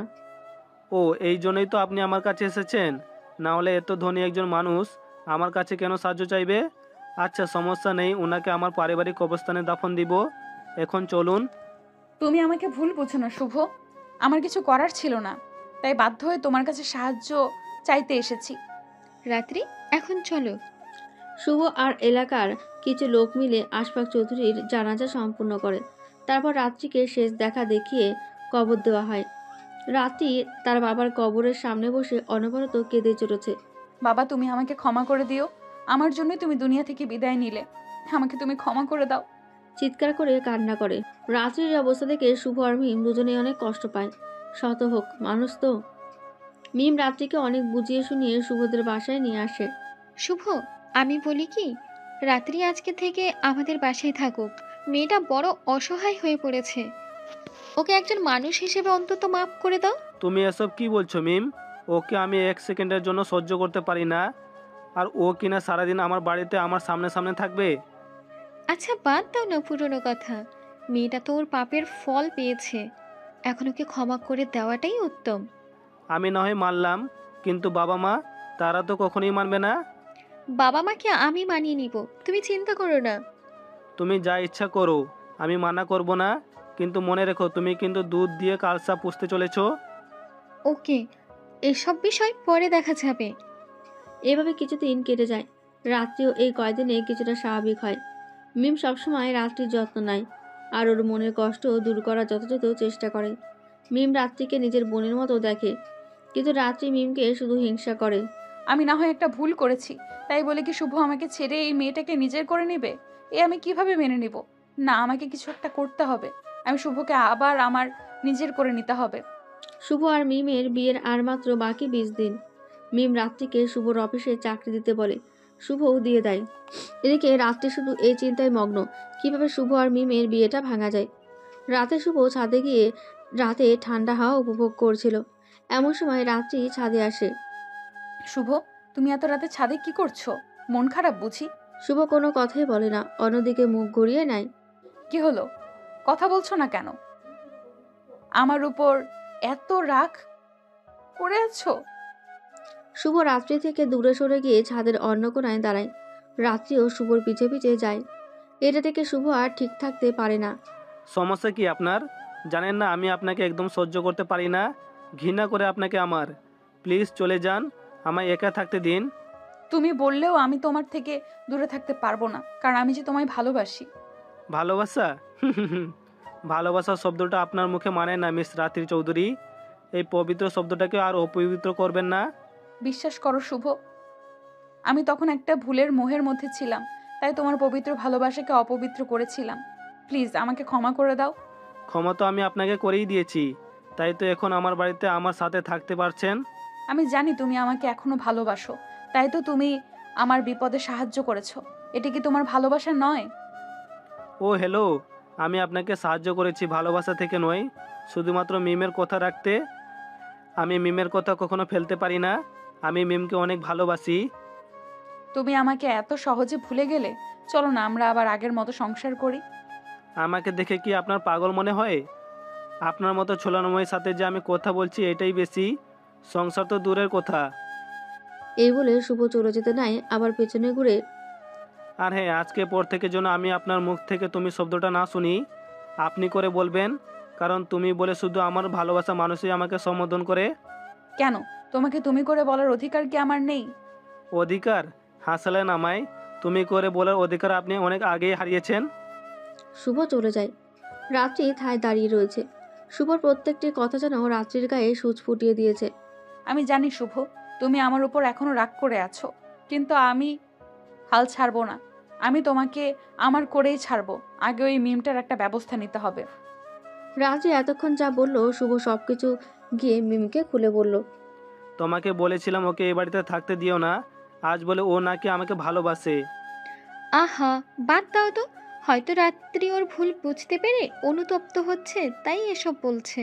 পরে সবকিছু ঠিক হয়ে যাবে। তারপরেও তুমি রাত্রির কাছ থেকে দূরে দূরে থাকবে। কোন সময় তোমার ক্ষতি করে ফেলে তার কোনো ঠিক ঠিকানা নেই। সে পরে দেখা যাবে। এখন আমার জন্য আইসক্রিম আনো, আমি আইসক্রিম খাবো। শুভর কাঁধে হাত দিয়ে এখন রাত 12টা কাছাকাছি বেজে গেছে, এখন আইসক্রিম পাওয়া তো মুশকিল। কালকে আনলে হবে না? নো ওয়ে, এখন বলেছি মানে এখন। কোনো কালকে কালকে চলবে না। আচ্ছা তাহলে আমি এই যাচ্ছি আর এই আসছি। শুভর আর কি করার, ভালোবাসার মানুষ আবদার করেছে, আইসক্রিম না এনে পারে। দুজনে আইসক্রিম খাচ্ছে, খেতে খেতে মিমের ঠোঁটের ওপরে কিছুটা আইসক্রিমের চকলেট লেগে যায়। আমার এখন কি মন চাচ্ছে জানো? কি মনে চাচ্ছে? তোমার ঠোঁটের উপর লেগে থাকা চকলেটটা খেতে। মিম খেয়াল করে আসলে তো তার ঠোঁটের ওপরে কিছুটা চকলেট লেগে আছে। মিম হাত দিয়ে মুছে নিতে গেলেই শুভ হাতটা ধরে ফেলে। শুভ বিদ্যুৎ গতিতে মিমের ঠোঁটকে নিজের করে নেয়। মিম তো পুরো অবাক শুভর কাণ্ড দেখে। শুভই প্রথম মিমকে ভালোবাসার পরশ দিয়েছে। এদিকে ওদের এই রোমান্টিক কাণ্ড দরজার আড়াল থেকে দেখছিল রাত্রি। রাগে তার গা জ্বলে ছারকার হয়ে যাচ্ছে। রাত্রি আর সহ্য করতে না পেরে আমি কি আসতে পারি? এমনভাবে বলল যেন সে এখনই এখানে এসেছে। শুভ মিমকে ছেড়ে দেয়। মিম তো লজ্জায় শেষ। আরে আসো না, নিজের বোনের রুমে আসতে আবার অনুমতি লাগে নাকি? সরি, আমি মনে হয় তোমাদের ডিস্টার্ব করলাম। আরে না, কি যে বলো। আসো, কি বলবে বলো। আসলে আমার একা ঘুমাতে খুব ভয় করছিল, তাই তোমার সাথে ঘুমাতে আসছিলাম। আরে এসো এসো, আমিও তো একা ঘুমাতে ভয় পাই কিছুটা। ভালোই হলো তোমাকে পেয়ে। শুভ তো রাগে ওখান থেকে উঠে চলে যায়। শাকচুনি খাটাস, তোর আবার ভয় করে? তুই তো নিজেরই ভূতনি। দিলি তো আমার ভালোবাসা 12টা বাজিয়ে। আমি জানি এটা তুই ইচ্ছা করেই করেছিস। রেগে নিজে মনে বলল। পরের দিন সকালে চিৎকারের শব্দে শুভর ঘুম ভেঙে যায়। শাহনাজ বেগম শুভ শুভ বলে চিৎকার করছে। শুভ দৌড়ে নিচে যায়। নিচে গিয়ে যা দেখে তা দেখে শুভর মাথা ঘুরতে লাগলো। মিম সিঁড়ি থেকে পিছলে পড়ে গেছে, মাথা থেকে অনেক রক্ত বের হচ্ছে।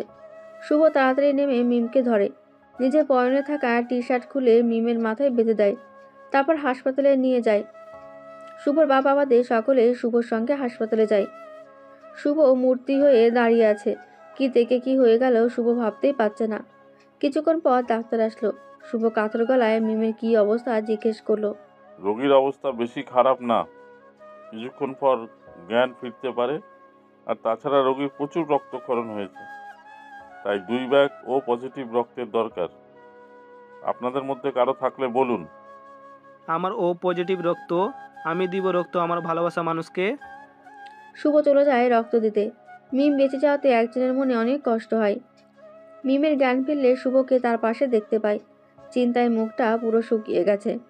তোমার এই অবস্থা কেন? আমি একদম ঠিক আছি। দেখে তো মনে হচ্ছে সারাদিন মুখে কিচ্ছুই দাওনি। তোমার এই অবস্থা দেখে খাবার আমার গলা দিয়ে ঢুকবে না মিম। হয়েছে হয়েছে, আর বলতে হবে না। আমারও খুব খিদে পেয়েছে। তুমি প্লিজ খাবার আনো। আজকে আমি তোমাকে খাইয়ে দিব আর তুমি আমাকে খাইয়ে দিবে। মিমের কথা শুনে শুভ মুচকি হেসে দিল। শুভ চলে গেল খাবার আনতে। তারপর তারা দুজন দুজনকে খাইয়ে দিল। এসব দেখে রাত্রির গায়ে আগুন জ্বলছে। 6 দিন পর শুভরা মিমকে নিয়ে বাসায় এলো।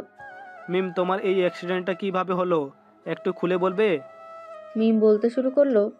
আমি ঘুমিয়েছিলাম, রাত্রি আমাকে ডাক দিল, বলল এখন নাকি আমাকে নিয়ে বাগানে যাবে সে। আমিও আর মানা করিনি, তাই ফ্রেশ হয়ে রাত্রির সাথে বেরিয়ে পড়লাম। তারপর সিঁড়ির কাছে আসতেই রাত্রি আমাকে বলল ও নাকি ওর ফোনটা ভুলে রুমে রেখে এসেছে। আমাকে যেতে বলে ও রুমে চলে গেল। আমিও সামনের দিকে পা বাড়ালাম। 2-3 সিঁড়ি যাওয়ার পর পায়ের নিচে জায়গাটা অনেক পিচ্ছিল মনে হলো। আমি তাল সামলাতে না পেরে নিচে পড়ে যেতে লাগলাম। ভাগ্যিস রেলিংটা ধরেছিলাম, নয়তো মনে হয় আমি আর বেঁচে ফিরতে পারতাম না। শুভর কেন জানি মনে হচ্ছে এই ঘটনায় রাত্রির কোনো না কোনো হাত আছে। শুভ যা ভাবছে তাই যদি হয়ে থাকে তাহলে রাত্রিকে মেরেই ফেলবে শুভ। শুভ খোঁজ লাগানো শুরু করে এই ব্যাপারে, কারো কাছ থেকে কিছু জানতে পায় না। শেষে শুভ রোজিনা খালার কাছে যায়। রোজিনা হলো শুভদের বাড়ির কাজের লোক। এই প্রথম রোজিনা কিছু বলতে পারে না। পরক্ষণেই রোজিনা বলে উঠল, বাবা শুভ, একটা কথা বলতাম, রাগ করবা না কও? আরে না, রাগ করব কেন, নির্ভয়ে বলেন। তোমাগো বাড়িতে যে একটা নতুন সেমরি আইছে না, ও কিন্তু সুবিধার না। আমার মনে হয় মিম্মামনির এই দুর্ঘটনার পেছনে ওনার কোনো হাত আছে। কিভাবে বুঝলেন?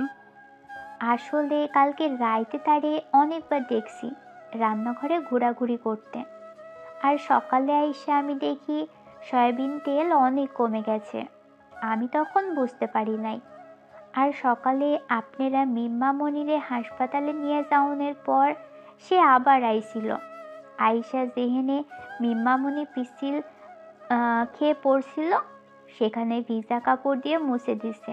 আমি তো অবাক হয়ে যাই যে এত বড় লোকের মাইয়া হঠাৎ মোছামুছি শুরু করলো কেন। শুভ এখন বুঝতে পেরেছে কে করেছে এই কাজ। শুভর মন চাচ্ছে এক্ষুনি রাত্রি মেয়েটাকে গলা টিপে মেরে ফেলে। তবুও আরও বেশি শিওর হওয়ার জন্য ওর সিসিটিভি ফুটেজ দেখা দরকার। শুভদের বাসায় যে সিসিটিভি ক্যামেরা আছে সেটা শুধু শুভ আর শুভর আব্বু আলমগীর খান জাহেদ জানেন। শুভ সিসিটিভি ফুটেজে একদম স্পষ্ট দেখতে পাচ্ছে সকাল 6:17 রাত্রে একটা হলুদ ক্যান থেকে তেল জাতীয় কিছু জিনিস ঢেলে সিঁড়ির সাথে লেপ্টে দিচ্ছে। রাত্রির জঘন্যতম কাজ দেখে শুভর মাথা 100 ডিগ্রি সেলসিয়াসে ফুটতে থাকে। শুভ আর দেরি না করে একটা চিৎকার দিয়ে সবাইকে ড্রয়িং রুমে ডাকে। সবাই আসছে। শেহনাজ বেগম মিমকে হুইল চেয়ারে করে নিয়ে আসছে। রাত্রিও আসছে। কি হলো শুভ, এত রাত সবাইকে ডাকলে যে? চুপ, একদম চুপ। সবার সামনে শুভ সিসিটিভি ফুটেজটা চালু করে। ভিডিওটা দেখে রাত্রি ঘামতে থাকে। রাত্রি মনে মনে বলে, এ বাড়িতে সিসিটিভি ক্যামেরা আছে, আমি তো জানতামই না। এখন মনে হয় ধরা খেয়ে গেলাম। সবাই ভিডিওটা দেখে রাত্রির দিকে রাগের দৃষ্টিতে তাকিয়ে আছে। শুভ গিয়ে রাত্রির গালে কয়েকটা 10-12টা থাপ্পড় মারে। থাপ্পড়ের তাল সামলাতে না পেরে রাত্রি নিচে পড়ে যায়। তোর সাহস তো কম না, আমার কলেজায় আঘাত করার চেষ্টা করেছিস। কেন করলি এমন বল? তুই কেন করলি এমন বল? আমি ওকে তোমার পাশে মানতে পারবো না। আমি যে তোমায় ভালোবাসি, তুমি শুধু আমার। রাত্রির কথা শুনে শুভ আর নিজেকে ঠিক রাখতে পারে না। শুভ এবার রাত্রিকে লাথি মারতে যায়। আলমগীর খান কোনো মতে শুভকে থামায়। কি করছিস শুভ? তুই যদি এখন ওকে মারিস, তারপর যদি ওর কিছু হয়ে যায় তাহলে তোর ঝামেলায় পড়তে হবে। আমি পুলিশকে খবর দিচ্ছি। এই নোংরা মেয়েটাকে যা শাস্তি দেওয়ার তা আইনের লোকেরাই দেবে। বাবা, আমি ওকে ছাড়বো না। ও কি করে পারলো আমার ভালোবাসা মানুষের ক্ষতি করতে? আমি ওকে মেরেই ফেলবো। তোর কিছু করতে হবে না। ওই, তুই কি করে পারলি ওর ক্ষতি করতে? তোর কি একবারও বিবেকে বাঁধলো না? আরে যে মেয়ে তোর এত বড় বড় বিপদে নিঃস্বার্থে সাহায্য করেছে, তাকে শেষ পর্যন্ত মেরে ফেলতে চেয়েছিলি? বিশ্বাস করো শুভ, আমি তোমাকে ভালোবাসি দেখেই এটা করেছি। তবুও কি তুমি আমার ভালোবাসা উপলব্ধি করতে পারছো না? শুভ রাত্রির মুখ শক্ত করে চেপে ধরে। চুপ, আমি তোর নোংরা মুখ থেকে ভালোবাসার শব্দটা শুনতে চাই না। আরে তোকে জীবনের চেয়ে বেশি ভালোবেসেছিলাম, তার বদলে তুই দিয়েছিলি ধোকা। আর মিম তোকে এত সাহায্য করলো, তার বিনিময়ে তুই মিমকে মৃত্যু উপহার দিতে চেয়েছিলি। আচ্ছা, তুই কি মানুষ? আমি এত কিছু বুঝি না, আমি শুধু তোমায় ভালোবাসি। প্লিজ তুমি আমাকে আবার ভালোবাসার সুযোগ দাও। কথা দিলাম তোমাকে সারা জীবন সুখে রাখবো। সুখ সুখ সুখ, তুই রাখবি সুখে? আসলে মানুষ যে এতটা খারাপ হতে পারে তা আমি তোকে না দেখলে জানতেই পারতাম না। আগে তাও তোর উপর একটু মায়া হতো, এখন তো তোর আওয়াজ শুনতেই ঘৃণা লাগে। সে তোমার যাই লাগুক, তোমাকে পেতে হলে যদি আমার এর চেয়ে খারাপ হতে হয় আমি তাও হতে রাজি। তুই আর খারাপ হওয়ার সময় পাবি না। তোকে যদি আমি আজীবন জেলে ভাত না খাইয়েছি তাহলে আমার নামও শুভ না। মিম রাত্রির কথা শুনে পুরো অবাক। ছি, আমি তো ওকে নিজের বোন মনে করেছিলাম, আর ও কিনা এমন জঘন্য কাজ করলো আমার সাথে। শুভ ঠিকই বলেছিল, আমি দুধ দিয়ে কাল সাপ পুষেছিলাম এতদিন।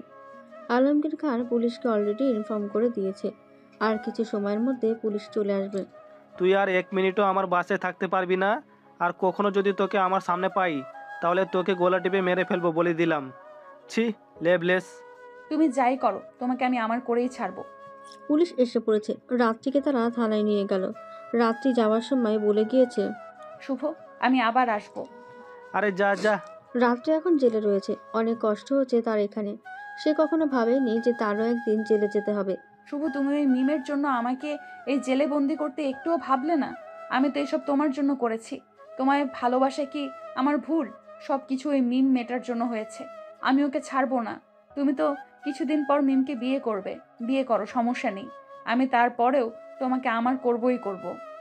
একা একা বলছে রাত্রি।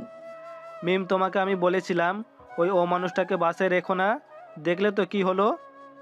শুভ, আমি সত্যি বুঝিনি যে ও এতটা ভয়ানক। আমাকে ক্ষমা করে দাও প্লিজ। তুমি একবার ভাবো, যদি সেদিন তোমার কিছু হয়ে যেত তাহলে আমি কাকে নিয়ে বাঁচতাম? আর নিজেকে ক্ষমাই বা কী করে করতাম? আচ্ছা, এখন বাদ দাও এসব। আমরা বরং এখন আমাদের বিয়ে নিয়ে আলোচনা করি। কোথায় শপিং করব, তুমি কি কালারের পাঞ্জাবি পরবা বিয়ের দিন, আমি কিরকম সাজবো, ইত্যাদি ইত্যাদি। শুভর মাথায় হাত দিয়ে, না, আগে ওই রাত্রির কঠিন শাস্তি দেওয়ার ব্যবস্থা করব, তারপর আমাদের বিয়ে। শুভ রাত্রির নামে একটা জোরালো মামলা করে। যেহেতু শুভ অনেক বড় বিজনেসম্যান, তাই রাত্রির বিচার কার্য খুব তাড়াতাড়ি শুরু করা হয়। রাত্রিকে আজ কোর্টে নিয়ে এসেছে। আজ রাত্রির নামে করা মামলার রায় দেবে আদালত। আদালত সমস্ত সাক্ষী ও প্রমাণের ভিত্তিতে রাত্রিকে অ্যাটেন্ড টু মার্ডারের দায়ে 1.5 বছরের সশ্রম কারাদণ্ড দেয়। শুভ আজ অনেক খুশি হয়, কারণ তার সবচেয়ে ঘৃণার মানুষটা আজ তার পাপের ফল পেয়েছে। আদালতের রায় শোনার পর রাত্রির পা থেকে যেন মাটি সরে যায়। রাত্রি কোনোভাবেই মানতে পারছে না তাকে আরও 1.5 বছর ওই বন্ধ আবদ্ধ জেলে থাকতে হবে। এই কয়দিন থেকে রাত্রির অবস্থা নাজেহাল। রাত্রি শুভকে ডাক দেয় শেষবারের মতো কথা বলার জন্য। শুভ, তুমি এতটা নির্দয় হতে পারলে? তুমি না আমায় ভালোবাসো। আমি নির্দয়, কারণ দয়া মানুষের সাথে দেখাতে হয়। কোনো বিষাক্ত কালসাপের সাথে দয়া দেখানো নেহাত বোকামো ছাড়া আর কিছু নয়। ঠিক আছে, তবে তুমি মনে রেখো, আমি বেঁচে থাকতে মিম আর তোমাকে ভালোভাবে থাকতে দেব না। তোমাদের আলাদা আমি করবই করব। তুমি আমার না হলে আর কারোর হবে না। আরে যা যা, দেখবো তুই কি করতে পারিস। রাত্রি জেলে এসেছে আজ প্রায় 15 দিন। তার মানে হলো আজ মিম আর শুভর বিয়ে। এটা ভেবেই রাত্রির কলিজা কেঁপে উঠল। এদিকে শুভ আর মিমের বিয়েটা খুবই ধুমধাম করে হলো। আলমগীর খান খুব খুশি আজ। সে তার পছন্দের মেয়ের সাথে ছেলের বিয়ে দিতে পেরে। বাকি সবাই অনেক খুশি। মিম আর শুভ দুজনই আজ অনেক খুশি। মিম বসে আছে বাসর ঘরে বসেছে। শুভ আস্তে আস্তে ঘরে ঢুকলো। মিম শুভকে আসতে থেকে বিছানা থেকে উঠে মাথা নত করে শুভর পায়ে সালাম করে। আরে আরে, কি করছো? কারোর সামনে মাথা নত করা ঠিক না, মুখে সালাম দিলেই হয়। তারপর শুভ মিমকে নিয়ে খাটের ওপর বসালো, মুখের ওপর থেকে ঘোমটা সরিয়ে দিল। তারপর আর কি, তারা তাদের নতুন জীবন শুরু করলো। 1 বছর হয়ে গেল শুভ আর মিম এর বিয়ের। খুব সুন্দরভাবে কাটছে শুভ আর মিমের জীবন। আজকে দিনটা শুভর কাছে অনেক স্পেশাল, কারণ একটা খুব ভালো খবর দিয়েছে মিম তাকে। শুভ, আজকে থেকে আমাদের বাবুর জন্য জামা কাপড় কেনা শুরু করো। বাবু মানে? মানে হলো তুই বাবা হতে চলেছিস। কি সত্যি? খুশিতে শুভর মনটা ভরে গেল। তুই তো অফিসে ছিলি। সকালে মিম মাথা ঘুরিয়ে পড়ে যায়, তারপর ডাক্তার এসে চেক আপ করে বলল মিম মা হতে চলেছে। যাক, এতদিনে আমাদের নাতি নাতনি নিয়ে খেলার স্বপ্নটা পূরণ হতে চলেছে। শুভর কাছে এখন নিজেকে সব থেকে সুখী মানুষ মনে হচ্ছে। এদিকে জেলে থেকে রাত্রি আস্তে আস্তে অনেক হিংস্র হয়ে পড়েছে। জেলে প্রতিটা দিন যেন তার কাছে জাহান্নামের মতো মনে হয়। তার অবশ্য কারণও আছে। কারণটা হলো রাত্রির জেলে যে জেলার দায়িত্বে আছে সে অনেক দুশ্চরিত্রের। রাত্রিকে প্রতিনিয়ত শাস্তির ভয় দেখিয়ে ধর্ষণ করে যাচ্ছে। রাত্রি কোনো প্রতিবাদ করতে পারছে না, কারণ তার কথা কেউ বিশ্বাস করবে না। রাত্রি তার এই অবস্থার জন্য মিমকেই দায়ী করছে। মিম যদি না থাকতো শুভর লাইফে, তাহলে শুভ আমাকে আবার নিজের করে নিত। কিন্তু ওই মিমটার জন্য শুভ আমাকে দূর করে দিয়েছে। ওর জন্য আজ আমি এই জাহান্নামে বন্দি। আমি ওকে ছাড়বো না। একবার জেল থেকে বেরিয়ে নেই, তারপর তোর জীবন আমি শেষ করে দিব। মিমের প্রেগনেন্সির আজ 6 মাস পূর্ণ হলো। শুভ সবসময় মিমের পাশে থাকে আর মিমের যত্ন নেয়। রাত্রির এখন একটাই লক্ষ্য, মিমকে শেষ করা। রাত্রি খুবই বাজে একটা প্ল্যান করে মিমকে মারার আর শুভকে নিজের করার জন্য। জেলে থেকে থেকে একটা মেয়ে গ্যাংস্টারের সাথে পরিচয় হয় রাত্রির। রাত্রি এখন তার হয়ে কাজ করে। রাত্রি মিম আর শুভর প্রত্যেকটা মুভমেন্ট ফলো করে। সে সুযোগ খুঁজতে থাকে কবে সে মিমকে একা পাবে। একা পেলে মিমকে কিডন্যাপ করে নেবে। শুভ আজ মিমকে নিয়ে কিছু টেস্ট করাতে এসেছিল। আর মাত্র 1 মাস পর রাত্রির ডেলিভারি। ভাবতেই ভালো লাগছে শুভর। শুভ আর মিম টেস্ট করে হাসপাতাল থেকে বের হলো। যে গাড়ির সামনে গেল অমনি একটা ছোট ছেলে শুভকে পেছন থেকে ডাক দেয়। ভাইয়া, কি বলো? আপনাকে না আমার আপু ডাকছে। আপনার সাথে তার জরুরি কথা আছে। কে তোমার আপু? আর আমাকে ডাকছে কেন? কেন ডাকছে তা তো জানি না, আপনি প্লিজ আসুন। শুভ মিমকে গাড়িতে বসিয়ে দিয়ে ছেলেটির সাথে যায়। শুভ চলে যাওয়ার পরই কিছু লোক এসে মিমকে গাড়ি থেকে তুলে নিয়ে যায়, মানে কিডন্যাপ করে। শুভ ছেলেটির সাথে যাচ্ছে। ছেলেটির একটি গাড়ির কাছে এসে গাড়ির লুকিং গ্লাসে টোকা দেয়। টোকা দিয়ে ছেলেটা চলে যায়। অতঃপর লুকিং গ্লাসটা খুলে যায়। শুভ দেখে এ আর কেউ না, রাত্রি। রাত্রিকে দেখে শুভর মেজাজটা গরম হয়ে যায়। কেমন আছো শুভ? সেটা তোর মতো মানুষের না জানলেও হবে। এখন বল, কেন ডেকেছিস? এমনি তোমার সাথে কথা বলতে খুব ইচ্ছে করছিল তাই। আমার কাছে এত ফালতু সময় নাই যে তোর সাথে কথা বলবো। শুভ চলে যেতে চাই, এমন সময় রাত্রি শুভকে ডাক দেয়।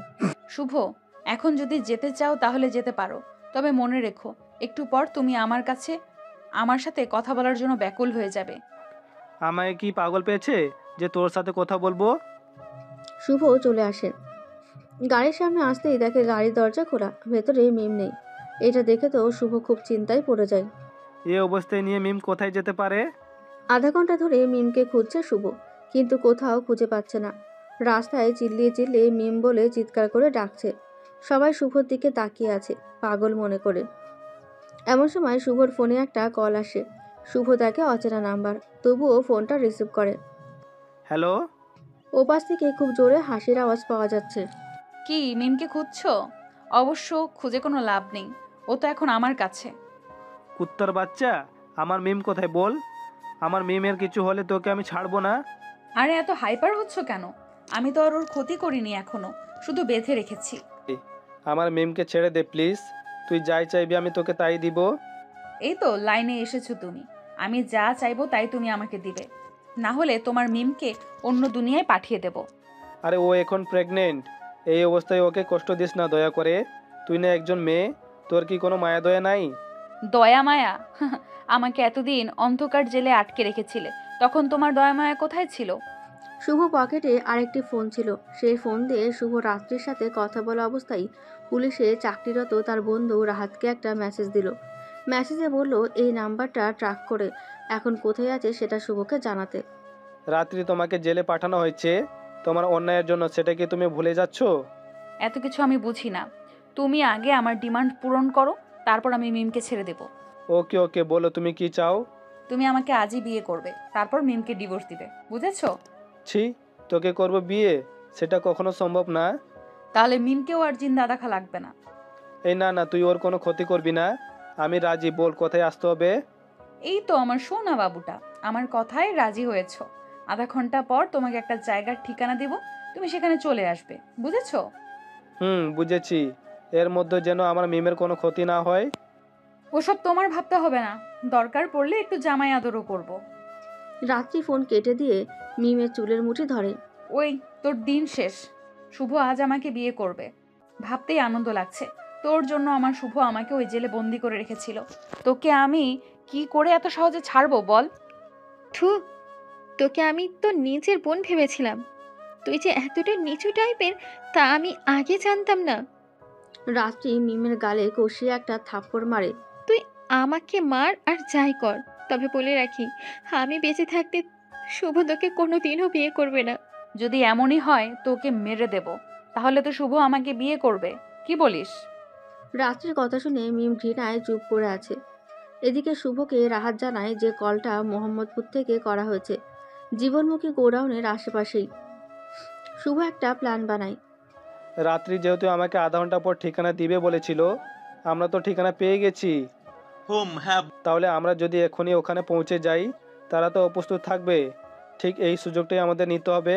বুদ্ধিটা তো খারাপ না, তাহলে চল এটাই করি। শুভ, রাহাত সহ আরও কিছু পুলিশ রওনা দিল মোহাম্মদপুরের উদ্দেশ্যে। 10 মিনিটের মধ্যেই পৌঁছে গেল মোহাম্মদপুর জীবনমুখী গোডাউনে। তারা গোডাউন থেকে একটু দূরে গাড়ি পার্ক করে, যাতে রাত্রিরা তাদের অবস্থান বুঝতে না পারে। শুভর মোবাইলে একটা মেসেজ আসে, দেখে রাত্রি ঠিকানা পাঠিয়েছে, সাথে লিখেছে পুলিশ সাথে করে নিয়ে আসলে মিমকে আর জীবিত দেখতে পাবে না। শুভ চিন্তায় পড়ে গেছে, এখন কি করা যায়। কিছু সময় ভেবে একটা প্ল্যান বানায় শুভ। রাহাত, একটা কাজ করি, আমি প্রথমে যাই রাত্রির কাছে, তারপর ওকে আমার কথায় ভুলিয়ে ভালিয়ে রাখি, যাতে তোরা যখন আসবে তখন রাতে অপ্রস্তুত থাকে, বুঝলি? কথাটা তো মন্দ বলিসনি, তাহলে তুই যা, আর আমরা কখন ভিতরে ঢুকবো সেটা তো বললি না। তাহলে শোন, আমরা ফোনে একজনের সাথে আরেকজনে কানেক্ট থাকবো। যখন শুনবি আই আই বলে চিৎকার করছি, তখন তোরা এসে ওদের ঘিরে ফেলবি। Is that clear? Okay. Shubho চলে যায় ভেতরে। শুভকে আসতে দেখে রাত্রি অনেক জোরে হেসে ওঠে। এত তাড়াতাড়ি এসে পড়েছো তুমি? যাক, ভালোই হলো। এখন বিয়ে করার জন্য প্রস্তুত হও। আমি তোমাকে বিয়ে করব, তার আগে আমার মিমকে এখান থেকে মুক্ত করো। মুক্ত তো করবই, আগে আমাদের বিয়েটা হোক। ওই কাজী সাহেব, আপনি আপনার কাজ শুরু করুন।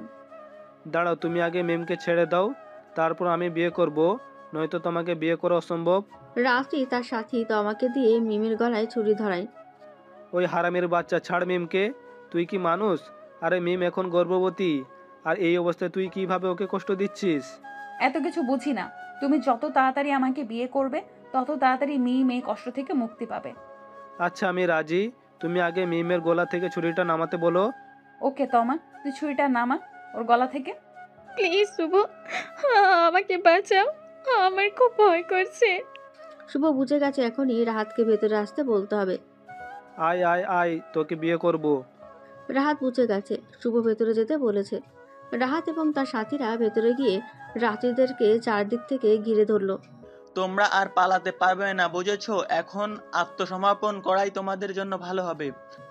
এভাবে পুলিশ তাদের ঘিরে ফেলেছে দেখে রাত্রি চমকে গেল। রাত্রির দলের লোকেরা বুদ্ধি আটকে লাগলো কিভাবে এখান থেকে পালানো যায়। কি বিয়ে করবি না? তোকে না বলেছিলাম আমি পাগল হলেও তোকে বিয়ে করব না? দেখলি তো, সেটাই হলো। এখন জেলে যা। শুভ গিয়ে মিমের শরীর থেকে দড়িগুলো খুলতে লাগলো। রাত্রি নিজের হাত পেছনে নিয়ে বলতে লাগলো, ও, তুমি তো ভালোই হুঁশিয়ার। তুমি কি ভেবেছো তুমি আমাকে আবার জেলে পাঠিয়ে মিমকে নিয়ে সুখে থাকবে? কখনো না। তুমি আমার না হলে সমস্যা নেই, তবে তুমি অন্য কারো হতে পারবে না। পেছন থেকে গানটা সামনে এনে মিমের দিকে তাক করে গুলি ছোড়েন। শুভ কোনো রকমে মিমকে আগলে ধরে যাতে মিমের গায়ে গুলিটা না লাগে। রাত্রি চোখ খুলে দেখে গুলিটা শুভর পিঠে লেগেছে, আর শুভ মাটিতে শুয়ে কষ্টে কাতরাচ্ছে। রক্ত ভেসে যাচ্ছে ফ্লোর। ঘটনাটা এত তাড়াতাড়ি ঘটে গেল যে রাহাত রাত্রিকে বাধা দিতে পারল না। রাহাত তাড়াতাড়ি গিয়ে শুভকে ধরে। একে তো মিম প্রেগনেন্ট, তার উপর শুভর এই অবস্থা দেখে মিম সেন্সলেস হয়ে পড়ে যায়। রাত্রি থাই দাঁড়িয়ে আছে, ওর হাত কাঁপছে। ওর যেন বিশ্বাস করতে পারছে না যে শুভকে শেষ পর্যন্ত ওর হাতেই মরতে হলো। কি দোষ ছিল শুভর? চোখ ভিজে যাচ্ছে রাত্রির। কনস্টেবলরা যে রাত্রিকে ধরতে যাবে, তখনই তমা একটা ধোয়ার বোমা ছুড়ল পুলিশদের সামনে। পুলিশের সামনে এখন সবকিছু ধোয়া দেওয়া হয়ে গেল। এই সুযোগে তমা গিয়ে তাড়াতাড়ি রাত্রিকে টেনে নিয়ে গাড়িতে বসালো।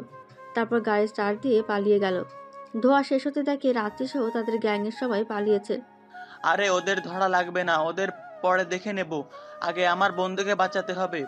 শুভ আর মিমকে নিয়ে রাহাত গাড়িতে উঠল। খুব দ্রুত হাসপাতালের দিকে ছুটল। 15 মিনিটের মধ্যে মিড লাইফ হাসপাতালে পৌঁছালো। ডাক্তাররা শুভকে নিয়ে ওটিতে ঢুকলো, আর মিমকে নিয়ে গেল অন্য কেবিনে চিকিৎসা করতে। এদিকে রাত্রি তো একদমই কেঁদে চলেছে। নিজের হাতে শুভকে গুলি করেছে। এখন আর রাত্রি বাঁচতে চায় না এই দুনিয়ায়। কারণ বেঁচে থাকার যে একটা কারণ ছিল সেটা তো সে নিজেই মেরে ফেলেছে।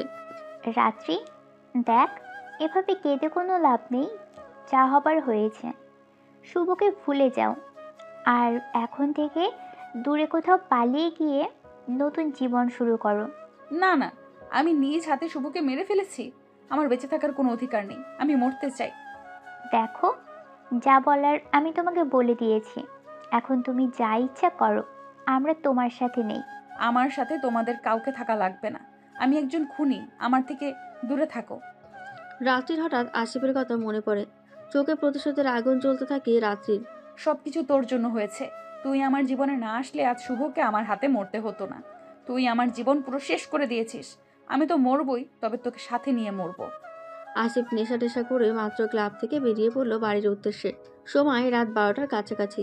রাত্রি বোরকা পরে হিজাব দিয়ে মুখ ঢেকে দাঁড়িয়ে আছে রাস্তার পাশে। দূর থেকে আসিফের গাড়ি আসতে দেখে রাত্রি লিফটের জন্য হাত নাড়াতে থাকে। আসিফের মতো লুচু স্বভাবের মানুষ স্বাভাবিকভাবেই গাড়ি থামায়। কি ম্যাডাম, এনি প্রবলেম? আসিফ জানি না যে এই মেয়েটা রাত্রি। জি, এত রাতে গাড়ি পাচ্ছি না, তাই বিপদে পড়েছি। আপনি কি আমায় একটু লিফট দিবেন? অবশ্যই, কেন দেব না? সুন্দরীর মেয়েতে লিফট দেওয়াই তো আমার কাজ। আপনি ভেতরে বসুন। রাত্রি গিয়ে গাড়ির পেছনের সিটে বসে। আপনি চাইলে আমার পাশের সিটে বসতে পারেন। না থাক, তার দরকার নেই। গাড়ি চলছে আর আসিফ আজে বাজে প্রশ্ন রাত্রিকে জিজ্ঞেস করে যাচ্ছে। রাত্রি তো নিজেকে ঠিক রাখতে পারছে না। এক পর্যায়ে, ম্যাডাম, তা আপনি আপনার সুন্দর মুখটা অমন ঢেকে রেখেছেন কেন? খুলুন না আপনার মুখের হিজাবটা, একটু দেখি আপনার সুন্দর মুখটা। রাত্রি ভাবে এখনই ঠিক সময় আসিফকে ওপরে পাঠানোর। দেখতে চাস আমার মুখ? তাহলে এই দেখ। বলে মুখের হিজাবটা খুলে ফেলে রাত্রি। আসিফ লুকিং গ্লাসের দিকে তাকিয়ে দেখে এটা তো রাত্রি, আর কেউ না, স্বয়ং রাত্রি। রাত্রি তুমি? হ্যাঁ রে কুত্তার বাচ্চা, আমি। তোর জন্য আমি আমার শুভকে হারিয়েছি, আর তুই কিনা সুখে থাকবি? তা হবে না। জুতার নিচে লুকিয়ে রাখা চুড়িটা নিয়ে আসিফের গলার পেছন দিক দিয়ে ঢুকিয়ে দিয়ে সর্বশক্তি দিয়ে চুড়িটা আসিফের গলার পেছন দিক দিয়ে ঢুকে সামনের দিক দিয়ে বেরিয়ে যায়। চুড়িটা এমনভাবে আসিফের গলায় আঘাত করেছে যে কয়েক মুহূর্তের মধ্যে আসিফ মৃত্যুর কোলে ঢলে পড়ে। আর গাড়িটা সোজা গিয়ে একটা মোটা বট গাছের সাথে অনেক জোরে ধাক্কা খায়। গাছের সাথে ধাক্কা খাওয়ার ফলে আসিফের লাশ গাড়ির সামনে কাচের সাথে লেগে ছিটকে বেরিয়ে যায়। গাড়ির সামনের পাশের পেছনের গাছগুলো ভেঙে রাত্রির গায়ে পড়তে থাকে। লোকজন দৌড়ে গাড়ির সামনে আসে। তারপর আসিফ আর রাত্রিকে হাসপাতালে নিয়ে যায়। হাসপাতালে নিয়ে যাওয়ার পথে রাত্রি শুধু, শুভ, আমাকে ক্ষমা করে দাও। আমি তোমাকে মারতে চাইনি। শুভ, আমি তোমাকে মারতে চাইনি। এটাই বলতে থাকে রাত্রি। কিছুক্ষণ পর সেন্সলেস হয়ে যায় রাত্রি। এদিকে অপারেশন থিয়েটার থেকে ডাক্তার বেরিয়ে আসে। ডাক্তারকে আসতে দেখে রাহাত দৌড়ে ডাক্তারের কাছে যায়। শুভর কি অবস্থা এখন? চিন্তার কোনো কারণ নেই। গুলিটা কাঁধে লেগেছিল, আমরা গুলিটা বের করে ফেলেছি। উনি এখন ডেঞ্জার মুক্ত। ডাক্তারের কথা শুনে রাহাত যেন পায়ের নিচে মাটি খুঁজে পেল। অনেক চিন্তায় ছিল রাহাত। দেখা করতে পারবেন, তবে একটু সাবধানে। রুগী এখনো অনেক দুর্বল। রাহাত আস্তে আস্তে শুভর কেবিনে ঢুকলো। শুভ, শুভ, এখন কি রকম ফিল করছিস? শুভ আস্তে আস্তে চোখ খোলে। ভালো। মিম কোথায় রে? ও ঠিক আছে তো? মিম তো ঠিক আছে, ওর কেবিনে শুয়ে আছে। রাহাত মিথ্যা বলল। মিমের এখনো জ্ঞান ফেরেনি। আসলে শুভকে এই অবস্থায় কোনো টেনশন দিতে চাচ্ছিল না রাহাত। রাত, তুই যা, গিয়ে মিমের খেয়াল রাখ, আমি ঠিক আছি। মিমের জ্ঞান ফিরলেও রাত 3টেই। উঠে দেখে রাহাত তার সামনে দাঁড়িয়ে আছে। ভাই শুভ কোথায়? ও ঠিক আছে তো? মিম ভাবি শুভ ঠিক আছে, শুধু একটু দুর্বল, তাই শুভ বিশ্রাম নিচ্ছে। তবুও ভাইয়া, আমাকে শুভর কাছে নিয়ে চলুন। তা না হয় যাবেন, আগে কিছু খেয়ে নেন। যা ধকল আপনার উপর দিয়ে গেল। না, আগে আমি শুভর কাছে যাব, তারপর খাবো। ভাবি, আপনি নিজের জন্য না হলেও আপনার পেটে যে সন্তানটা আছে তার জন্য ও খান দয়া করে, না হলে তো একটা বিপদ হতে পারে। ঠিক আছে, আমি খাবো, আপনি খাবার পাঠিয়ে দিন। রাহাত একজন নার্সের দ্বারা মিমের জন্য খাবার পাঠায়। এদিকে আসিফকে ডাক্তার মৃত বলে ঘোষণা করে। আর রাত্রিকে শারীরিকভাবে বাঁচানো গেলেও মানসিকভাবে ঠিক করা গেল না। অর্থাৎ রাত্রি সম্পূর্ণভাবে পাগল হয়ে যায়। রাত্রি সারাদিন শুধু বলতে থাকে, শুভ, আমি তোমাকে মারতে চাইনি, আমাকে তুমি ক্ষমা করে দিও। এই কথাগুলো ছাড়া রাত্রি আর কিছুই বলে না। কখনো চিৎকার করে বলে, আবার কখনো কেঁদে কেঁদে, আবার কখনো বা বিড়বিড় করে শুভর কাছে মাপ চাইতে থাকে। পাগল রাত্রি। এর মধ্যে পার হয়ে যায় 1 সপ্তাহ। শুভ এখন মোটামুটি সুস্থ হলেও তার এখন মিমের জন্য অনেক চিন্তা হচ্ছে, কারণ আজ যে মিমের ডেলিভারি। শুভর বাবা মা শুভকে সাহস যোগাচ্ছে। শুভ হুইল চেয়ারে বসে আছে ডেলিভারি রুমের সামনে, আর আল্লাহর কাছে দোয়া করছে মিমের জন্য। রাত 9:33। পৃথিবীতে আরেকটা ছোট শুভর আগমন ঘটেছে। খুব সুন্দর ফুটফুটে একটা ছেলে হয় মিমের। নাচ গিয়ে শুভর কোলে শিশুরাক দেয়। শুভ তার ছেলেকে কোলে নিয়ে এত খুশি হয় যা ভাষায় প্রকাশ করা যাবে না। আলমগীর খান আর শাহনাজ বেগমের খুশি যেন আর ধরে না। নাতিকে কোলে নিয়ে আজ তারা পৃথিবীর সর্বসুখ অনুভব করতে পারছে। শুভ হুইল চেয়ারে করে মিমের কাছে যায়। মিমের হাতে একটা ছোট করে চুমু খায়। মিম, আমি বাবা হয়েছি আর তুমি মা। হুম। জানো আজ আমি অনেক খুশি। সব বাবারাই কি সন্তানের মুখ দেখে এত খুশি তা আমি জানি না। সব বাবারই তোমার মতো খুশি হয়। পেছন থেকে আলমগীর খান বলে ওঠে, মা মিম, তুমি আমার সবচেয়ে বড় ইচ্ছা পূরণ করেছো। তোমায় যে কি বলে ধন্যবাদ দিব। আরেকটা কথা, এখন তো নাতির মুখ দেখলাম, তা নাতনির মুখটা কবে দেখবো? মিম আর শুভ ভীষণ লজ্জা পায়। মা কি বলছে এসব সবার সামনে? কাকি তো ঠিকই বলেছে। এখন তো আমি শুধুই ভাতিজা পেলাম, ভাতিজি তো একটা দরকার। কি বললেন কাকা? রাহাত তুইও? শুভর কথা শুনে সবাই একসাথে হেসে ওঠে। আসিফের বাবা রাত্রির নামে খুনের মামলা করে, কিন্তু আদালত আসিফের মৃত্যুকে দুর্ঘটনা হিসেবে আখ্যায়িত করে, কারণ আসিফ যে খুন হয়েছে তেমন কোনো আলামত খুঁজে পায়নি আদালত। আর সবচেয়ে বড় কথা হলো রাত্রি একজন মানসিক রোগী তথা পাগল, তাকে শাস্তি দেওয়ার তো কোনো প্রশ্নই আসে না। তাই আদালত রাত্রিকে একটি সরকারি পাগলখানায় পাঠানোর নির্দেশ দেয়, আর সেই থেকে রাত্রি গাজীপুরের একটি পাগলখানায় থাকে। রাহাত চেয়েছিল রাত্রি নামে একটা কেস ফাইল তৈরি করতে শুভকে, গুলি আর মিমকে কিডন্যাপ করার কারণে, কিন্তু রাত্রির মানসিক অবস্থা দেখে রাহাত আর এগোয় না।